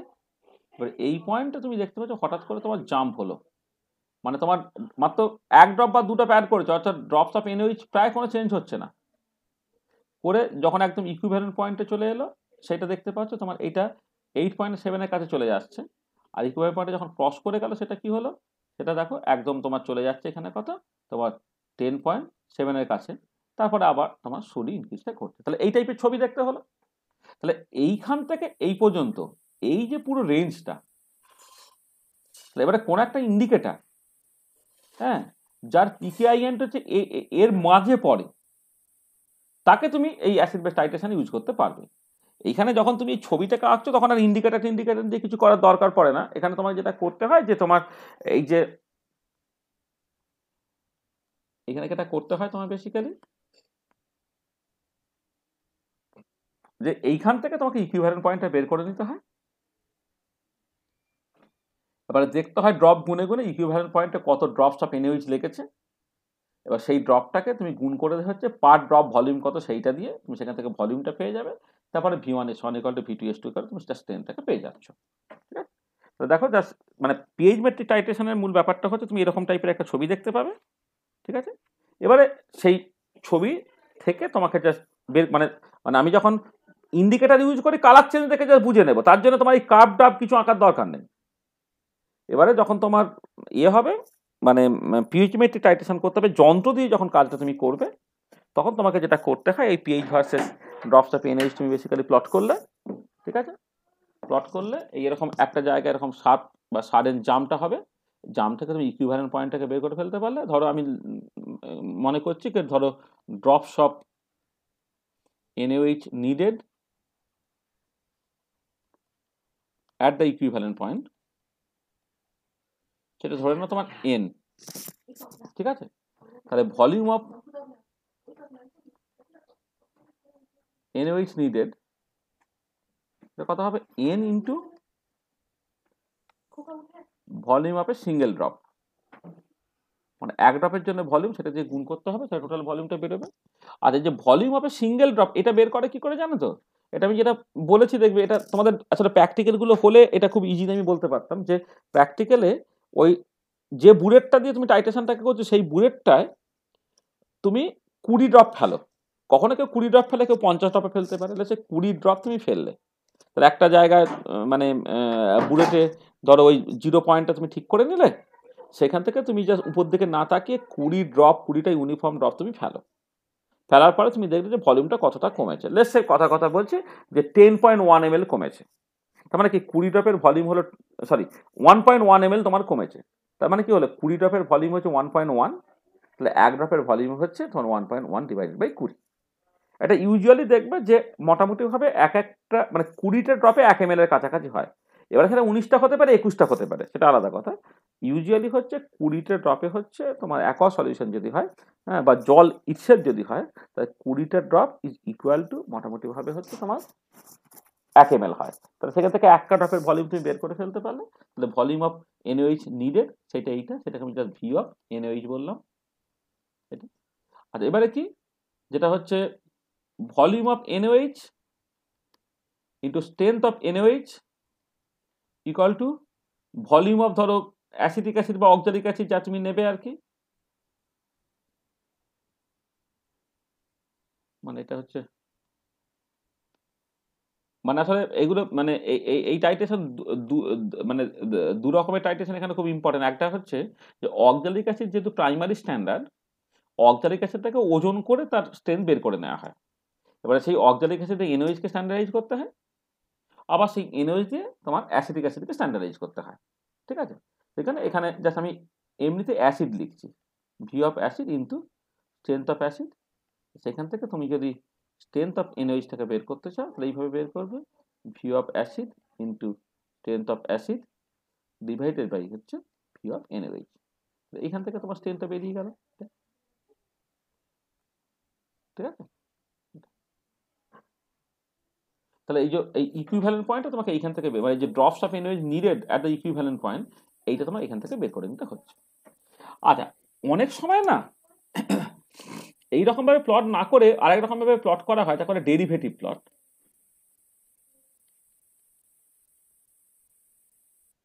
আচ্ছা, ডেরিভেটিভ প্লটটা কেমন, ধরো এই নাম্বার অফ ড্রপস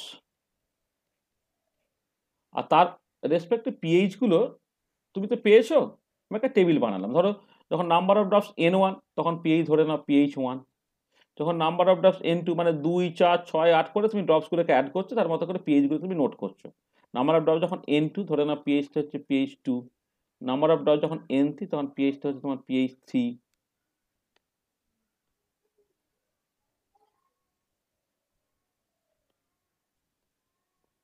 পিএইচটা হচ্ছে pH 3, number of drops N4 তখন পিএইচটা হচ্ছে pH 4, এইরকম করে তোমার ধরো আস্তে আস্তে, ঠিক আছে, বলো। আর এবারে দেখো তোমার ডেরিভেটিভ কেমন করে ক্যালকুলেট করতে হয়। ডেরিভেটিভ মানে হচ্ছে সেটা আমি ধরো delta pH by delta N, এইটা হচ্ছে তোমার ডেরিভেটিভ। এটা মানে হচ্ছে তোমার pH 2 মাইনাস pH 1 বাই হচ্ছে N2 মাইনাস N1। তার মানে নাম্বার অফ ড্রপ ধরো প্রথমটা ছিল 2 ড্রপ, তারপরটা হচ্ছে 4 ড্রপ, তাহলে 2 থেকে 4 2 ড্রপ বাড়ানোর জন্য পিএইচটা pH 1 থেকে pH 2 হলো। Delta pH by delta N হচ্ছে pH 2 minus pH 1 by N2 minus N1। আর এইখানে আমি একটা মিন ড্রপ জাস্ট লিখছি, মিন ড্রপ সেটা হচ্ছে তোমার এখানে N1 প্লাস N2 বাই 2। আচ্ছা, তারপরেরটা দেখো, তারপরেরটা কি হবে, পিএইচ মানে এইটা হচ্ছে এই যে এই, আচ্ছা যেটা হচ্ছে যে তুমি এই যে ডেরিভেটিভটা ক্যালকুলেট করলে কোথায়, ডেরিভেটিভটা ক্যালকুলেট করলে হচ্ছে তোমার মিন ভ্যালুতে, এটা N1 বার লিখছি। ধরো N1 বার মানে ধরো আমি 2 ড্রপে পিএইচ এটা হলো, আর 4 ড্রপে পিএইচ ধরো এটা হলো, তা তুমি ডেরিভেটিভটাকে ক্যালকুলেট করে তার মিন পজিশন অর্থাৎ থার্ড ড্রপে তুমি বেসিক্যালি ডেরিভেটিভটা পেলে। মানে যখন তোমার ডেরিভেটিভ ক্যালকুলেট করতে হয় তখন মানে বেসিক্যালি N1 পয়েন্টে পিএইচ যদি pH 1 হয়, N2 পয়েন্টে পিএইচ যদি pH 2 হয়, তাহলে তোমার পিএইচ এর change divided by number of ড্রপসের চেঞ্জ, সেটা ডেরিভেটিভ হলো। কিন্তু সেই ডেরিভেটিভটা কোন পয়েন্টে হলো, মানে মানে সেকেন্ড ড্রপে না ফোর্থ ড্রপে, আমি বলবো তার মাঝে থার্ড ড্রপে হয়েছে আর কি, ঠিক আছে। তা ঠিক একই রকমভাবে delta pH by delta N যদি তুমি ধরো লেটসে N2 অ্যাভারেজে করো, সেটা কি হচ্ছে pH 3 মাইনাস pH 2 বাই হচ্ছে N3 মাইনাস N2, যেখানে N2 বারটা হচ্ছে N2 plus N3 by 2 and so on. তা তোমাকে কি করছে, ডেরিভেটিভগুলো ক্যালকুলেট করতে হলো। আচ্ছা, এবারে আর একটা প্লট তোমায় আঁকতে হতে পারে, সেখানে হচ্ছে average number of drops N bar, আর এইখানে হচ্ছে তোমার delta pH by delta N, অর্থাৎ ডেরিভেটিভের প্লটটাকে করছো অ্যাট তোমার ওই অ্যাভারেজ মানে versus average number of drops.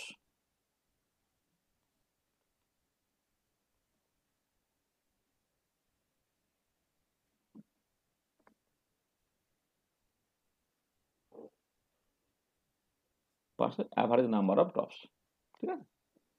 আচ্ছা, কি হয় দেখো, বোঝার চেষ্টা করো যে প্রথম এই ছবি থেকে তুমি বুঝতে পারছো প্রথম থেকে স্লোপটা কম, মাঝে স্লোপটা বেশি, তারপরে স্লোপটা আবার কম। প্রথম থেকে স্লোপটা যদি কম হয় তাহলে জিনিসটা কেমন হবে, মানে স্লোপটাকে তুমি ক্যালকুলেট করো, স্লোপটাই একদম মানে প্রায় কনস্ট্যান্ট স্লোপটা, মানে স্লোপটা খুব অল্প, মানে স্লোপটা যে, তো তুমি দেখো প্রথম দিকে যেটা হচ্ছে যে স্লোপটা বাড়ছে কিন্তু খুব স্লোলি বাড়ছে, এখানে স্লোপটা বাড়ছে কিন্তু খুব স্লোলি বাড়ছে। আবার শেষের দিকেও কিন্তু স্লোপটা তোমার হয়তো বাড়ছে কিন্তু খুব স্লোলি বাড়ছে। কিন্তু তাহলে যেটা কথা হচ্ছে যে এই যে জায়গাটা, মানে স্লোপটা সরি বাড়ছে বলছি, মানে কমছে রাদার, মানে শেষের দিকে তোমার স্লোপটা, মানে আমি মানে প্রথম থেকেই আঁকি, প্রথম দিকে দেখো স্লোপটা স্লোলি বাড়ছে, করার পরে হচ্ছে একদম ইকুইভ্যালেন্ট পয়েন্টের জায়গাতে হচ্ছে স্লোপটা প্রচন্ড বেশি হয়ে গেল।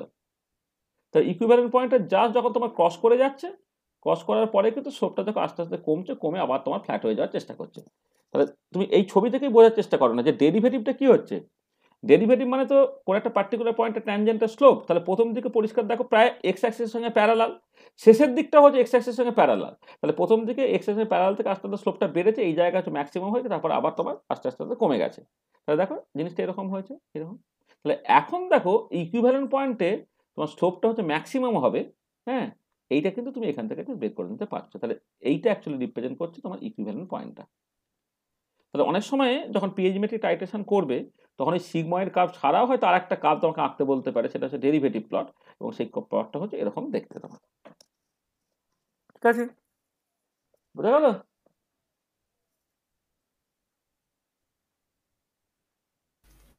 হ্যাঁ স্যার। হ্যাঁ, এবং কার্ভটা কেন এরকম দেখতে হলো, ঠিক আছে তো, মানে আগেরটা যেমন হয়তো কি হচ্ছে যে দেখবে এইটা হয়তো একটা, মানে ঠিক কোন, মানে এটা একটু বাঁ দিক টেনে আঁকবো না ডান দিক টেনে আঁকবো, একটুখানি অসুবিধা হয় তোমার, কিন্তু এইভাবে যদি তুমি করো একটা পার্টিকুলার পয়েন্টেই তুমি পিকটাকে পাবে ছবিটাকে আঁকলে, তো সেখান থেকে তুমি ইকুইভ্যালেন্ট পয়েন্ট আরো ডিস্টিংক্টলি বের করে ফেলতে পারছো।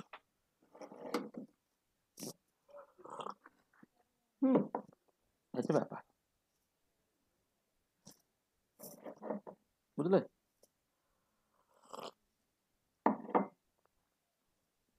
ঠিক আছে, জিনিসটা কেমন করে হলো?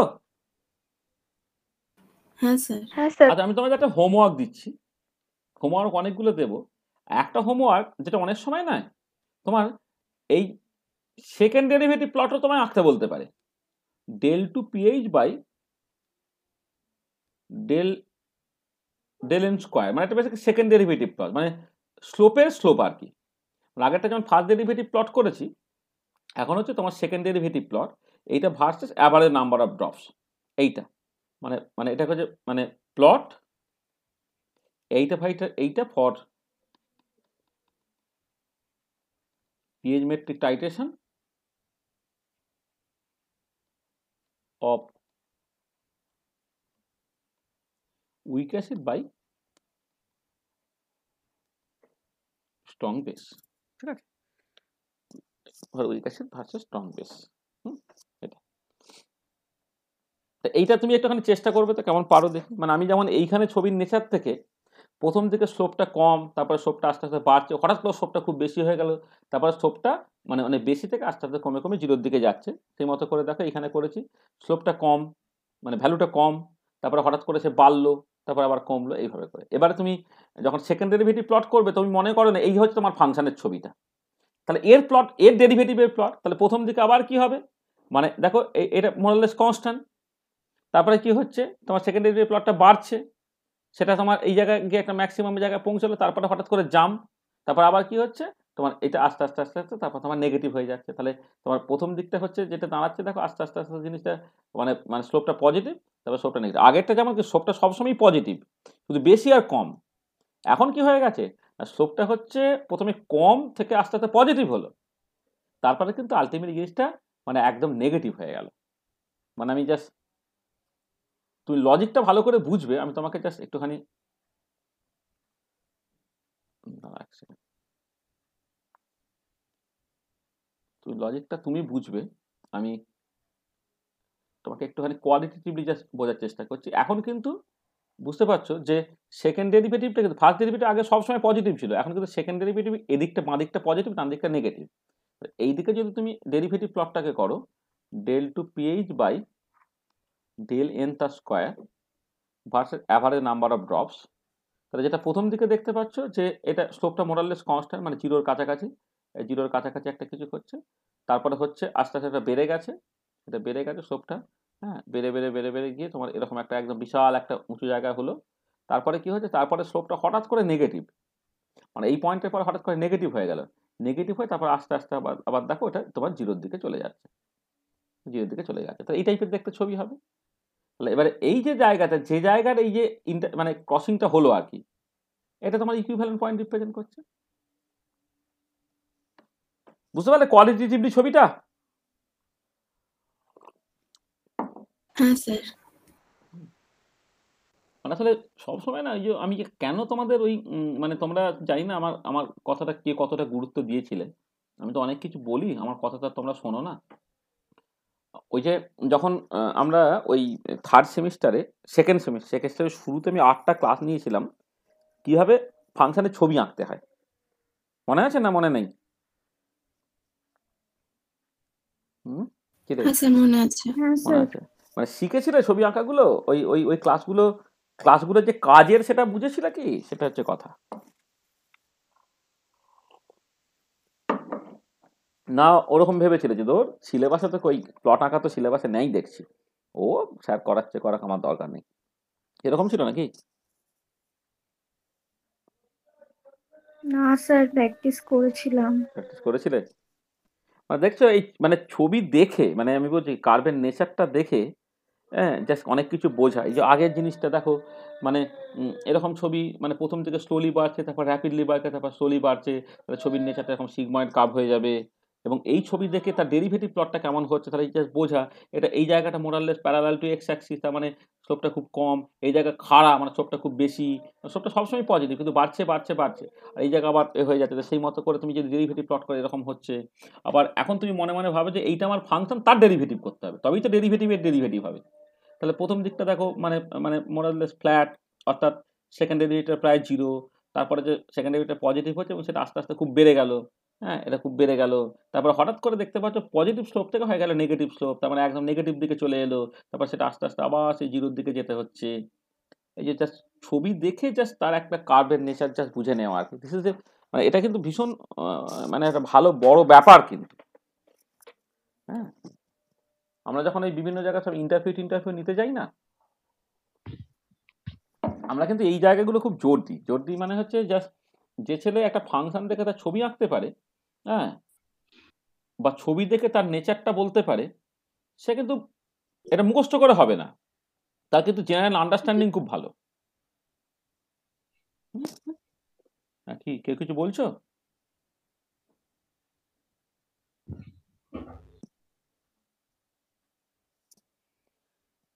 আচ্ছা ঠিক আছে, আমি আরেকটু এগোই তাহলে।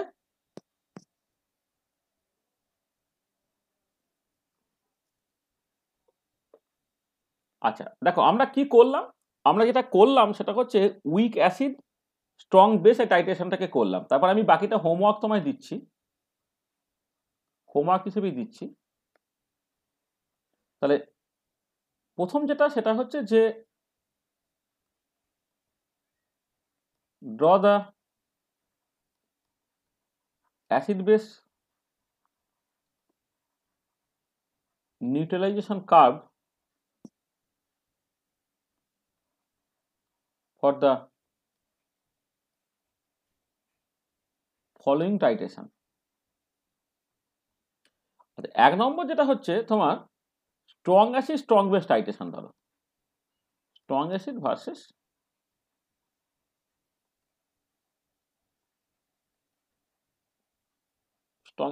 Strong base titration. মানে ধরো অ্যাজ ফর এক্সাম্পল তুমি HCl ভার্সেস NaOH টাইট্রেট করছো, তো তার কার্বন নেচারটা কেমন হবে, এইটা এক নম্বর। 2 নম্বর হচ্ছে উইক অ্যাসিড স্ট্রং বেস বলে দিয়েছি তুমি, তাহলে strong base weak acid, strong acid weak base, strong acid versus weak base টাইট্রেশনটাকে করবে। মানে এক্সাম্পল হিসেবে তুমি বলো স্ট্রং অ্যাসিড হিসেবে HCl নাও, আর এইটা হচ্ছে অ্যামোনিয়াম হাইড্রক্সাইড নাও এটা। আর 3 নম্বর হচ্ছে তুমি নেবে হচ্ছে উইক অ্যাসিড ভার্সেস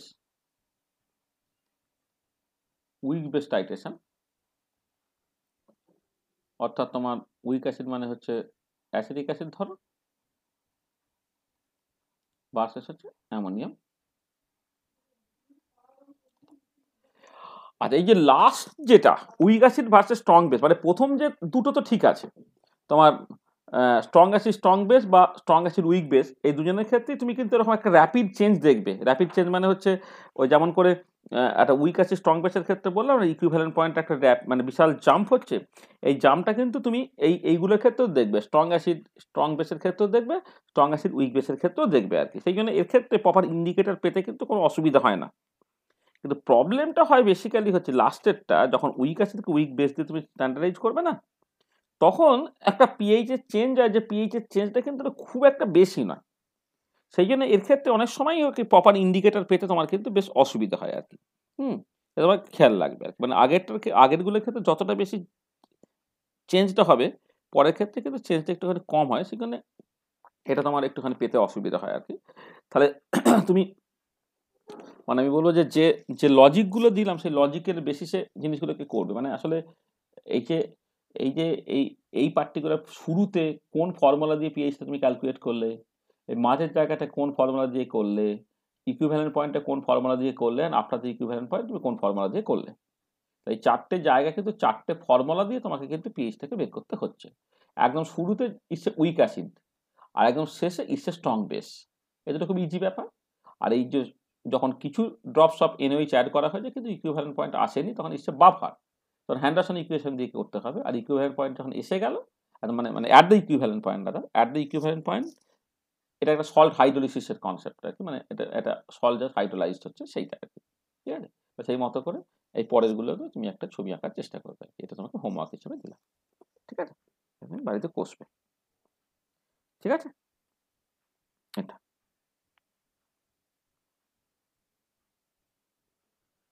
বলো। আচ্ছা, এইটা দেখো মোটামুটিভাবে আমরা যেগুলো আলোচনা করলাম, এই হোমওয়ার্কগুলো যদি করে নাও, তাহলে তোমার সিলেবাসে যে আয়নিক ইকুইলিব্রিয়াম আছে সেই আয়নিক ইকুইলিব্রিয়াম পার্টটা হয়ে গেল, মানে বোথ ইনঅর্গানিক কেমিস্ট্রি এবং ফিজিক্যাল কেমিস্ট্রি সবাইয়ের জন্যই। এবারে তোমাদের নেক্সট যে কাজটাকে করতে হবে, মানে আমি তোমাদের একটুখানি কাজ দিচ্ছি। কাজটা হচ্ছে এরকম যে আমরা অনেকটা পার্ট অলরেডি পড়েছি, মানে একটা রাদার আমি একটা বড় পার্ট কমপ্লিট করলাম, সেটা হচ্ছে এই যে যেটা বলছে applications of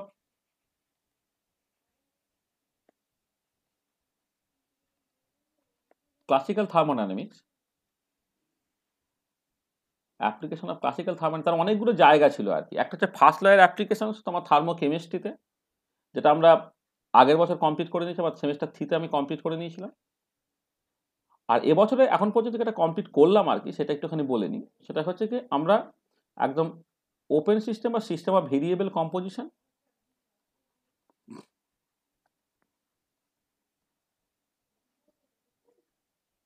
system of variable composition এবং সিস্টেম অফ ভেরিয়েবল কম্পোজিশন নিয়ে কথাবার্তা বলে কেমিক্যাল পোটেনশিয়াল, ফিউগাসিটি ইত্যাদিতে এই যে কনসেপ্টগুলো এসছে।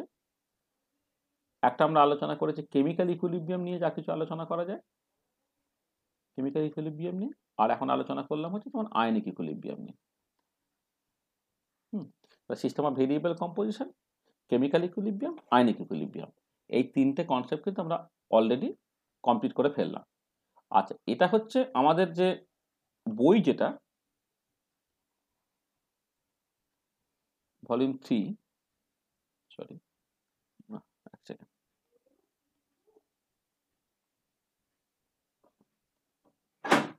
Volume 3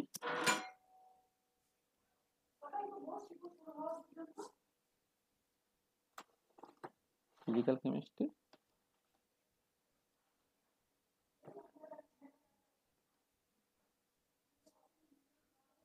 physical chemistry concept and models.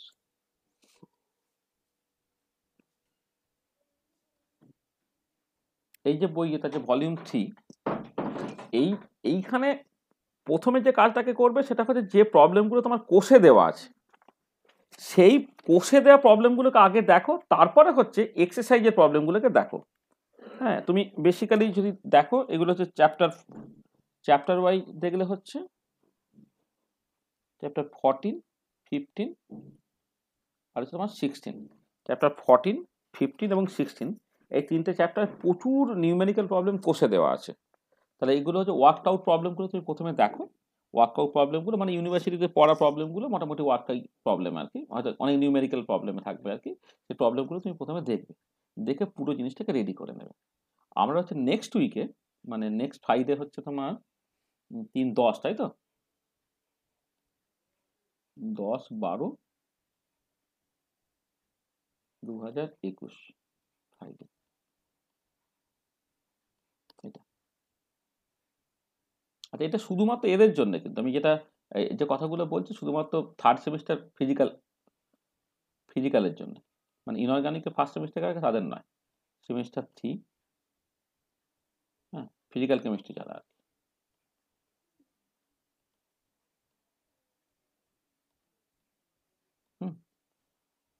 তাহলে এইটার উপরে বেশ করে হচ্ছে তোমাকে পরীক্ষা দিতে হবে, মক টেস্ট দিতে হবে। ঠিক আছে, তাহলে সামনের সপ্তাহে আমরা এই মক টেস্টটাকে দিয়ে এই পুরো জিনিসটা যার যা অসুবিধা আছে রিভিশন করে টোরে নিয়ে ভালো করে পড়ে পরীক্ষার মতো করে পুরো প্রিপেয়ার হয়ে যাবে। তাহলে এই পার্টটা আমি একদম পুরো কভার করে চাইছি। সামনের সপ্তাহে আমরা অ্যাট দ্য সেম টাইম যেটা করব, সামনের সপ্তাহ থেকে আমরা দুটো জিনিস শুরু করব। আচ্ছা, ওদিকে তো কোয়ান্টামটা তো রবিবারে যেমন চলছে সেটা তখন চলবে। ওটাও আমরা বেশ মানে মানে একটা সিগনিফিক্যান্ট পোর্শনই পড়ে ফেলেছি, খুব যে বেশি বাকি আছে সেরকম নেই, কিন্তু আরো বেশ কিছু ক্লাস লাগবে। আমরা তো খুব ডিটেলে পড়াচ্ছি, সেখানে আর বেশ কিছুটা সময় লাগবে। তাহলে নেক্সট দিন থেকে আমি কতগুলো জিনিস বলে নিই।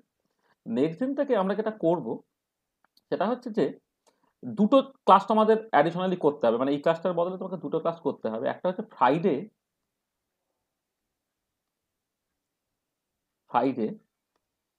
এইখানে আমরা জাস্ট শুরু করব হচ্ছে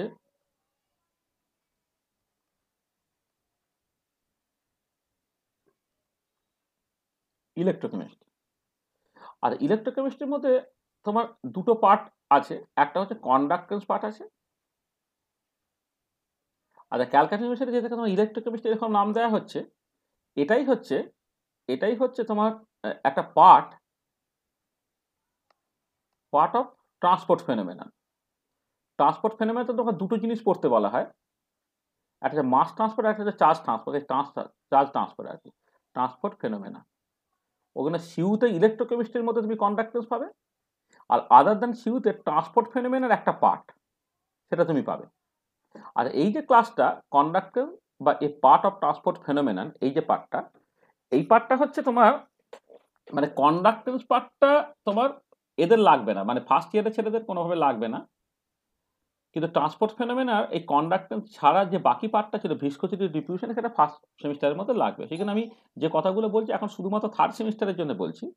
ইনঅর্গানিকের ছেলে যারা ফার্স্ট সেমিস্টার আছে তাদেরকে এই পার্টটা এখন মানে এই পার্টটা তোমার লাগছে না।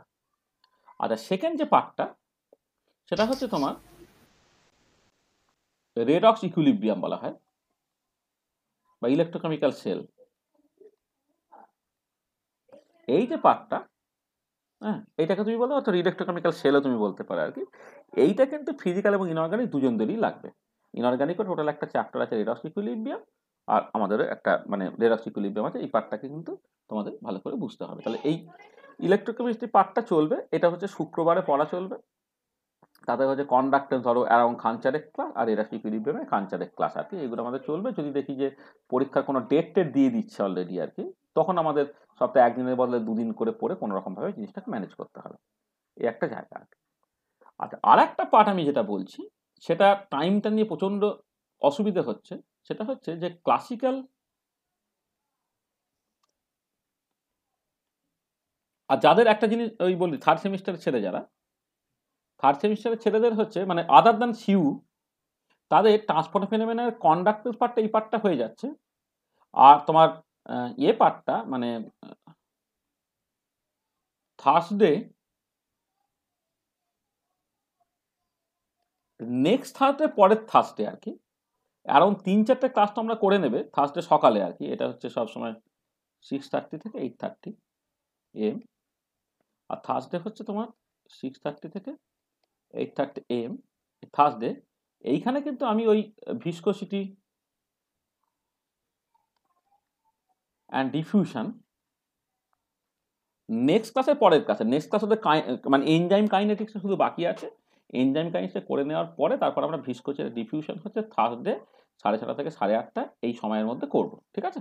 এইটা তাহলে এই পার্টটা তোমরা করে নেবে। তাহলে দেখো আদার দ্যান সিউ যারা তারা নেক্সট উইকে পরীক্ষা দিচ্ছ, ঠিক আছে? তো আদার দ্যান বলছি মানে সামনের সপ্তাহে সবাই পরীক্ষা দিচ্ছ, মানে ফিজিক্যাল কেমিস্ট্রির স্টুডেন্টরা, এইটা শুক্রবারে।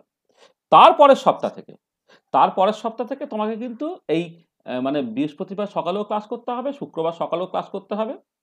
যারা সিউ তাদের বৃহস্পতিবার সকালটা করার দরকার নেই, কিন্তু আদার দ্যান সিউ যারা তারা বৃহস্পতিবার সকালেও করতে হবে, শুক্রবার সকালেও করতে হবে। বৃহস্পতিবার সকালে হচ্ছে আমরা ভিসকোসিটি ডিফিউশন পড়াবো, আর শুক্রবার সকালে হচ্ছে কন্ডাক্টরস পড়াবো। তা ট্রান্সপোর্ট ফেনোমেননটা তাড়াতাড়ি হয়ে যাবে। হয়ে যাওয়ার পরে হচ্ছে আমরা বেসিক্যালি সেই জায়গাতে রেডাক্স ইকুইলিব্রিয়ামটাকে তারপরে শেষ হয়ে গেলে তারপরে রেডাক্স ইকুইলিব্রিয়ামটাকে শুরু করব, এটা ঠিক আছে? আর একটা পার্ট, এক সেকেন্ড ফোন করছে এখন আবার,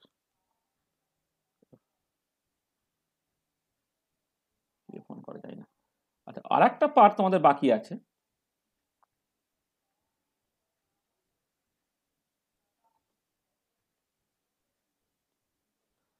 আচ্ছা এইটা হলে সিলেবাস শেষ। মানে সিউর যে সিলেবাস কন্ডাক্টেন্স মানে CU and other than CU সবাই দিকে নিবে, ওদিকে তো কোয়ান্টামটা চলছেই আদার দ্যান সিউদের জন্য, তাহলে ওদিকে কোয়ান্টামটা যেমন চলছে রবিবারে অ্যাজ ইউজুয়াল চলবে। আর তোমাদের এই মানে ক্যালকাটা ইউনিভার্সিটির জন্য শুধুমাত্র কন্ডাক্টেন্স এবং রেডক্স ইকুইলিব্রিয়াম এইটাকে করলেই চলছে, অর্থাৎ প্রত্যেকটা শুক্রবারে ক্লাস করলেই চলছে। কিন্তু আদার দ্যান ক্যালকাটা ইউনিভার্সিটির স্টুডেন্টরা হচ্ছে বৃহস্পতিবার এবং শুক্রবার কালকে সামনের সপ্তাহের পরের সপ্তাহ থেকে তো আমরা করবে, কারণ সামনের সপ্তাহে পরীক্ষা দেবে, তারপরের সপ্তাহ থেকে এই ক্লাসটা করবে, দুটো করে ক্লাস করবে। তাহলে এই যা সিলেবাস আছে দেখো তোমার শেষ হয়ে যাচ্ছে, আর দেখবে এইটা শেষ হতে হতে ওদিকে কোয়ান্টামটা শেষ হয়ে যাচ্ছে এইটা। আচ্ছা, আর একটা পার্ট সেটা হচ্ছে ক্লাসিক্যাল থার্মোডাইনামিক্স, তোমার up to second law, classical thermodynamics principles আর কি, principles up to second law, এই যে পার্টটা দেখো, এই পার্টটা হচ্ছে আমি মানে একবার করে পড়িয়ে দিয়েছি অলরেডি, ঠিক আছে? একবার করে পড়িয়ে দিয়েছি মানে তোমাদের তো মানে সেকেন্ড সেমিস্টারে আমরা আপ টু মানে তোমার সেকেন্ড ল পর্যন্ত পুরোটাকে পড়ানো হয়ে গেছে। এইটার এবারে রিভিশন হবে, এটা রিভিশন শুরু হবে সামনের সপ্তাহ থেকে, এটা মানে সামনের পরের সপ্তাহ থেকে, সামনের সপ্তাহ থেকে রিভিশন শুরু হবে। আর এর জন্য একটা পার্টিকুলার টাইম ঠিক করতে হবে। আর এই যে টাইমগুলো, এই টাইমগুলো আমি যেটা দেখলাম মানে তোমাদের তো মানে কলেজ ফলেজ ইত্যাদি ঘুরে যাচ্ছে আর কি, সেই জন্য বেশ কিছুটা অসুবিধা হচ্ছে। মানে এর একটা টাইম তোমাকে ঠিক করতে হবে, আমি যেটা ঠিক করছি আর কি সেটা হচ্ছে মোটামুটিভাবে তোমাদের তো মানে অনেকেরই আসলে খুব অসুবিধা হচ্ছে আর কি টাইম ফাইম দিয়ে আর কি। আমার এমনি প্রত্যেক দিনই না, আমি যদি তেমন হয় যে এক্ষেত্রে টানা 2 ঘন্টা ক্লাস করতে অসুবিধা হচ্ছে, আমি চাইছি হচ্ছে 1 ঘন্টা 1 ঘন্টা করে সপ্তাহে একটার বদলে 2টো করে যদি ক্লাস নিয়ে নেওয়া যায় তাহলেও জিনিসটা হতে পারে আর কি। এইটা সেইটার একটা টাইম তোমাকে বের করতে হবে। সেটা ফার্স্ট ইয়ারের ছেলেরা মানে ফার্স্ট ইয়ার আদার দ্যান মানে এই ক্লাসটা কারা করবে, এইটা হচ্ছে যারা মানে এই রিভিশন ক্লাসটা সিইউ সেম 3 তাদেরকে তো এবছর পরীক্ষা দিতে হবে, তারা এই কাজটাকে করবে, তাদের সিলেবাসের মধ্যে আছে। আদার দ্যান সিইউ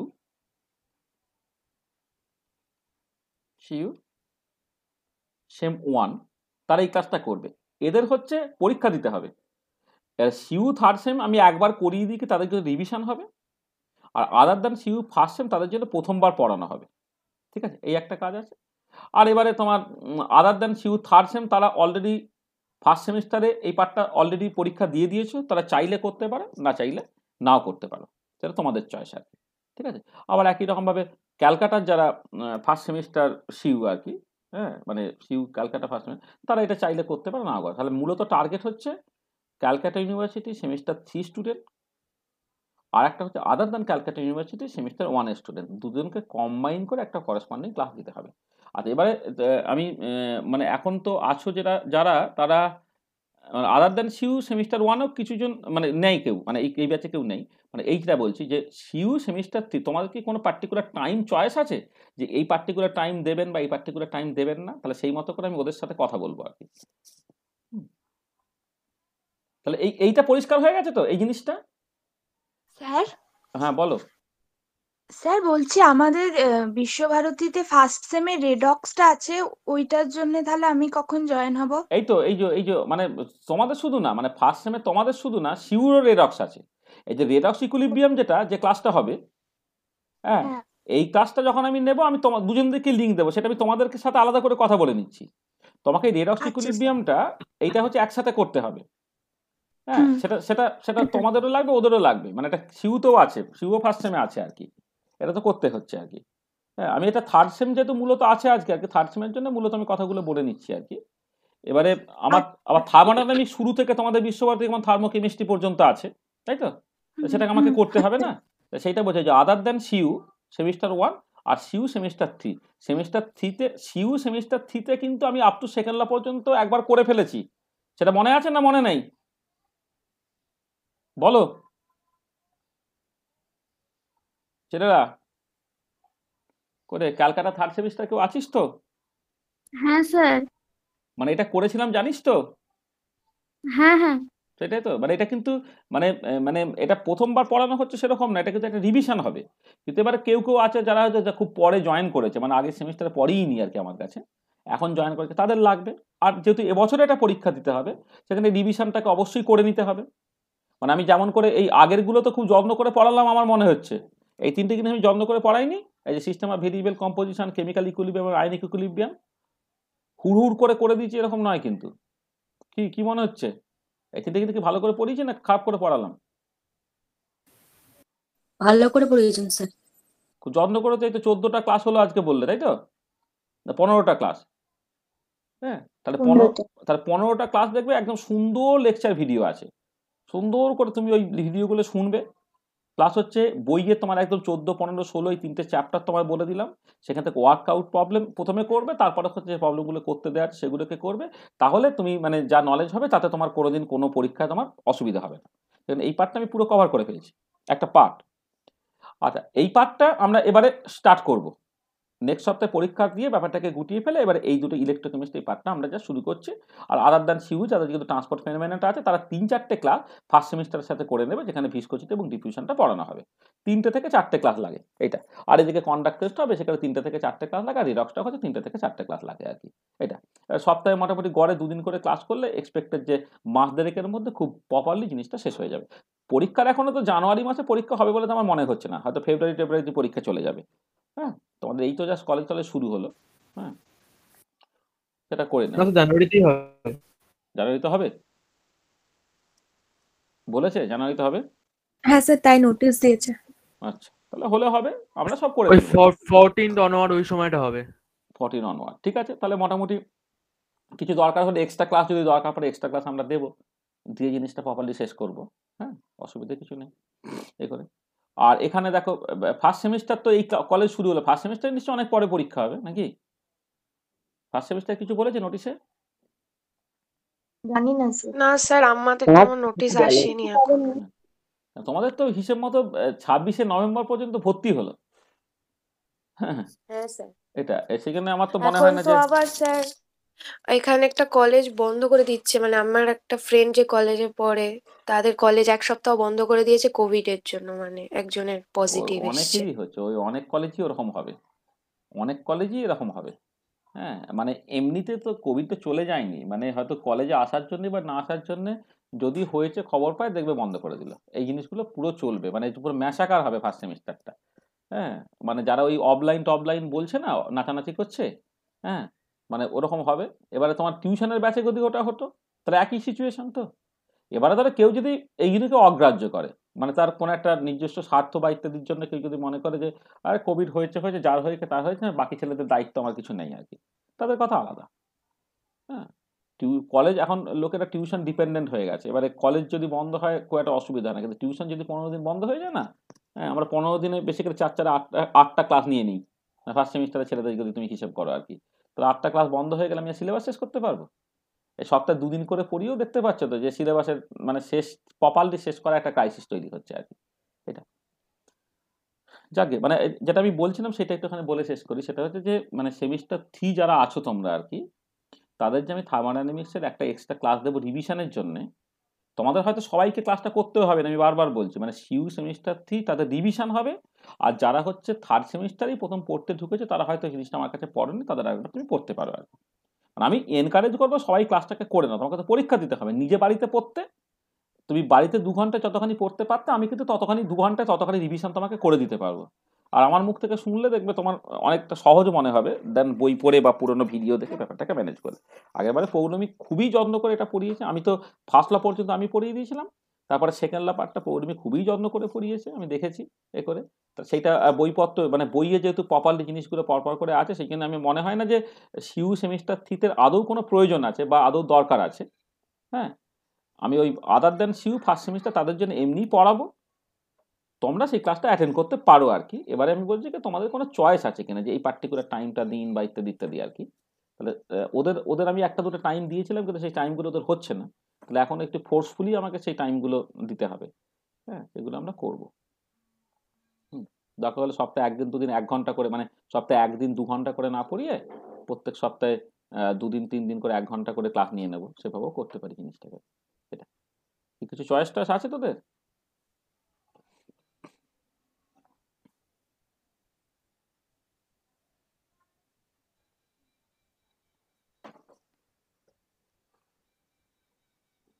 কি মনে হচ্ছে?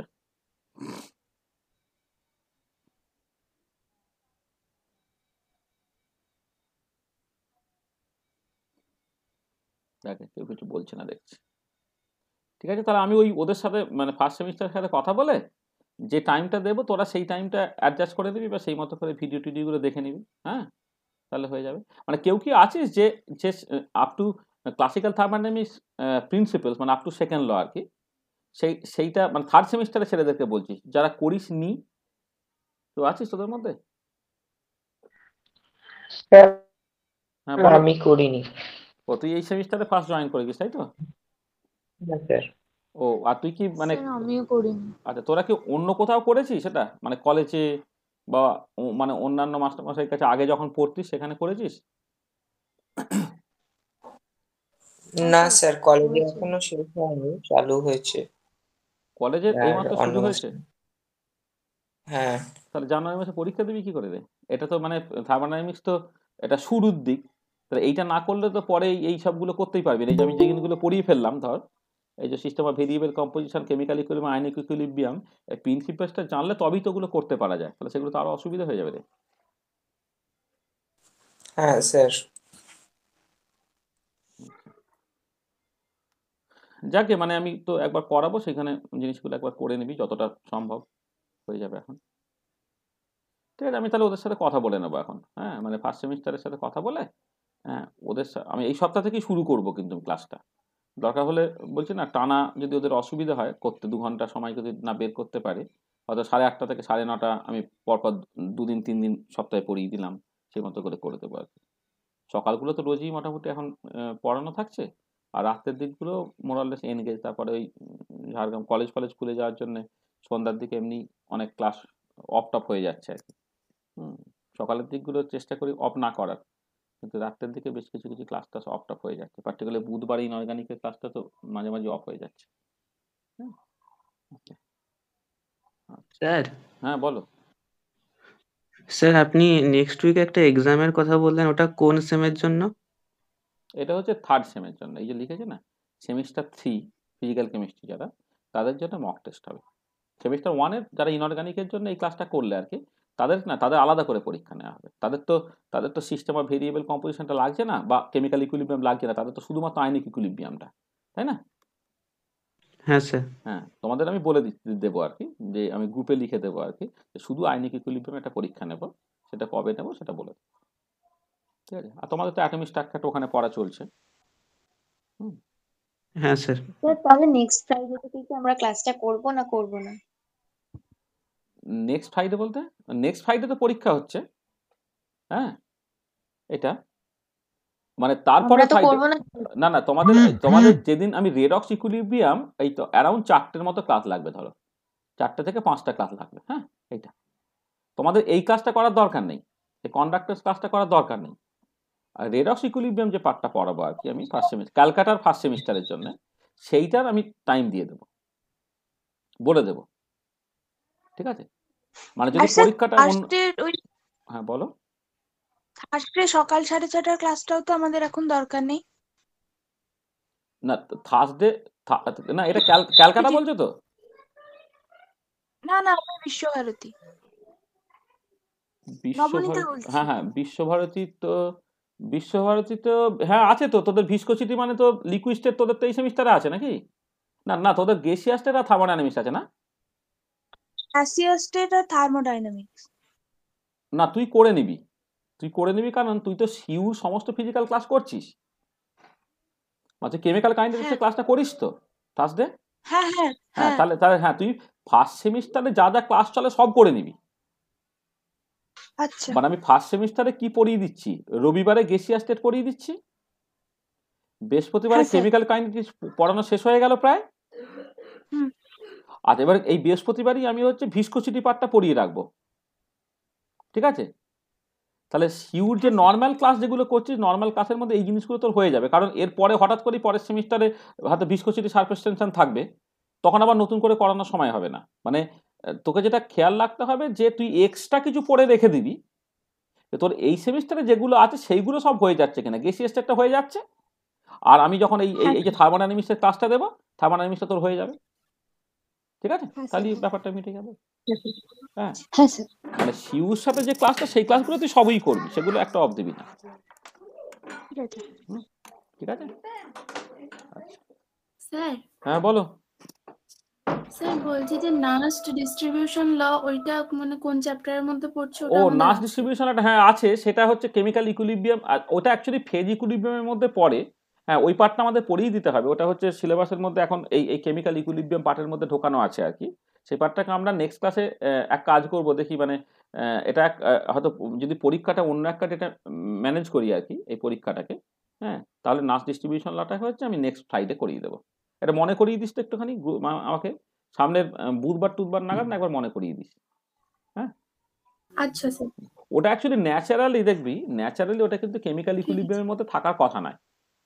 ওটা হচ্ছে ফেজ ইকুইলিব্রিয়াম, ওখানে কোনো কেমিক্যাল রিয়াকশনও হচ্ছে না, কোনো আয়নও হচ্ছে না, এটা বলে ফেজ ইকুইলিব্রিয়াম। ওটা আমাদের বই ওটা ফেজ ইকুইলিব্রিয়ামের মধ্যে রেখেছি, কিন্তু তোদের সিলেবাসে কিন্তু ওটা কেমিক্যাল ইকুইলিব্রিয়াম পার্টের মধ্যে ঢোকানো আছে। নাস ডিস্ট্রিবিউশন ল, সেখান থেকে সলভেন্ট এক্সট্রাকশন, এই যে রিলেটেড পার্টটা আর কি, সেই পার্টটা একটু মনে করিয়ে দিবে, আমরা নেক্সট দিন করিয়ে দেবো। হুম, ঠিক আছে। আচ্ছা স্যার। আর স্যার কনডেন্সড ফেজটাও আছে আমাদের। তো মানে তুই আমাদের মানে তুই কে? স্যার আমি অদ্রিজা। ও তোদের মানে কল্যাণ ইউনিভার্সিটি না Calcutta university? State university, West Bengal state Bardhaman. University, তাই তো? না বর্ধমান ইউনিভার্সিটি। না অদ্রিজা তো কোন কলেজ? অদ্রিজা নৈহাটি কলেজ না? না কোন কলেজ? হুগলি উইমেন্স ও Hooghly women's, sorry Hooghly women's আর কি। হ্যাঁ, তাহলে আমাকে একবার একটুখানি ওই যে পার্টটা মানে ওই যে পার্টটা হয়নি বলছি, একটুখানি পাঠাস তো আমাকে। হ্যাঁ আচ্ছা স্যার। মানে কনডেন্স হয়েছে মানে অ্যাকচুয়ালি কোন জায়গাটা আছে বলছিস, ওই জায়গাটা আর কি, ওই সিলেবাসটা একটুখানি আমাকে পাঠিয়ে দিস তো একবার। আর এখনই পাঠিয়ে দে, আমি একবার দেখে নিই একবার। ঠিক আছে। আচ্ছা স্যার। হ্যাঁ ঠিক আছে। হ্যাঁ তুই আমাকে একবার একটু পাঠিয়ে দে, আমি দেখে নেবো। হ্যাঁ স্যার, এই পার্টটা আমাদেরও আছে। তোদের মানে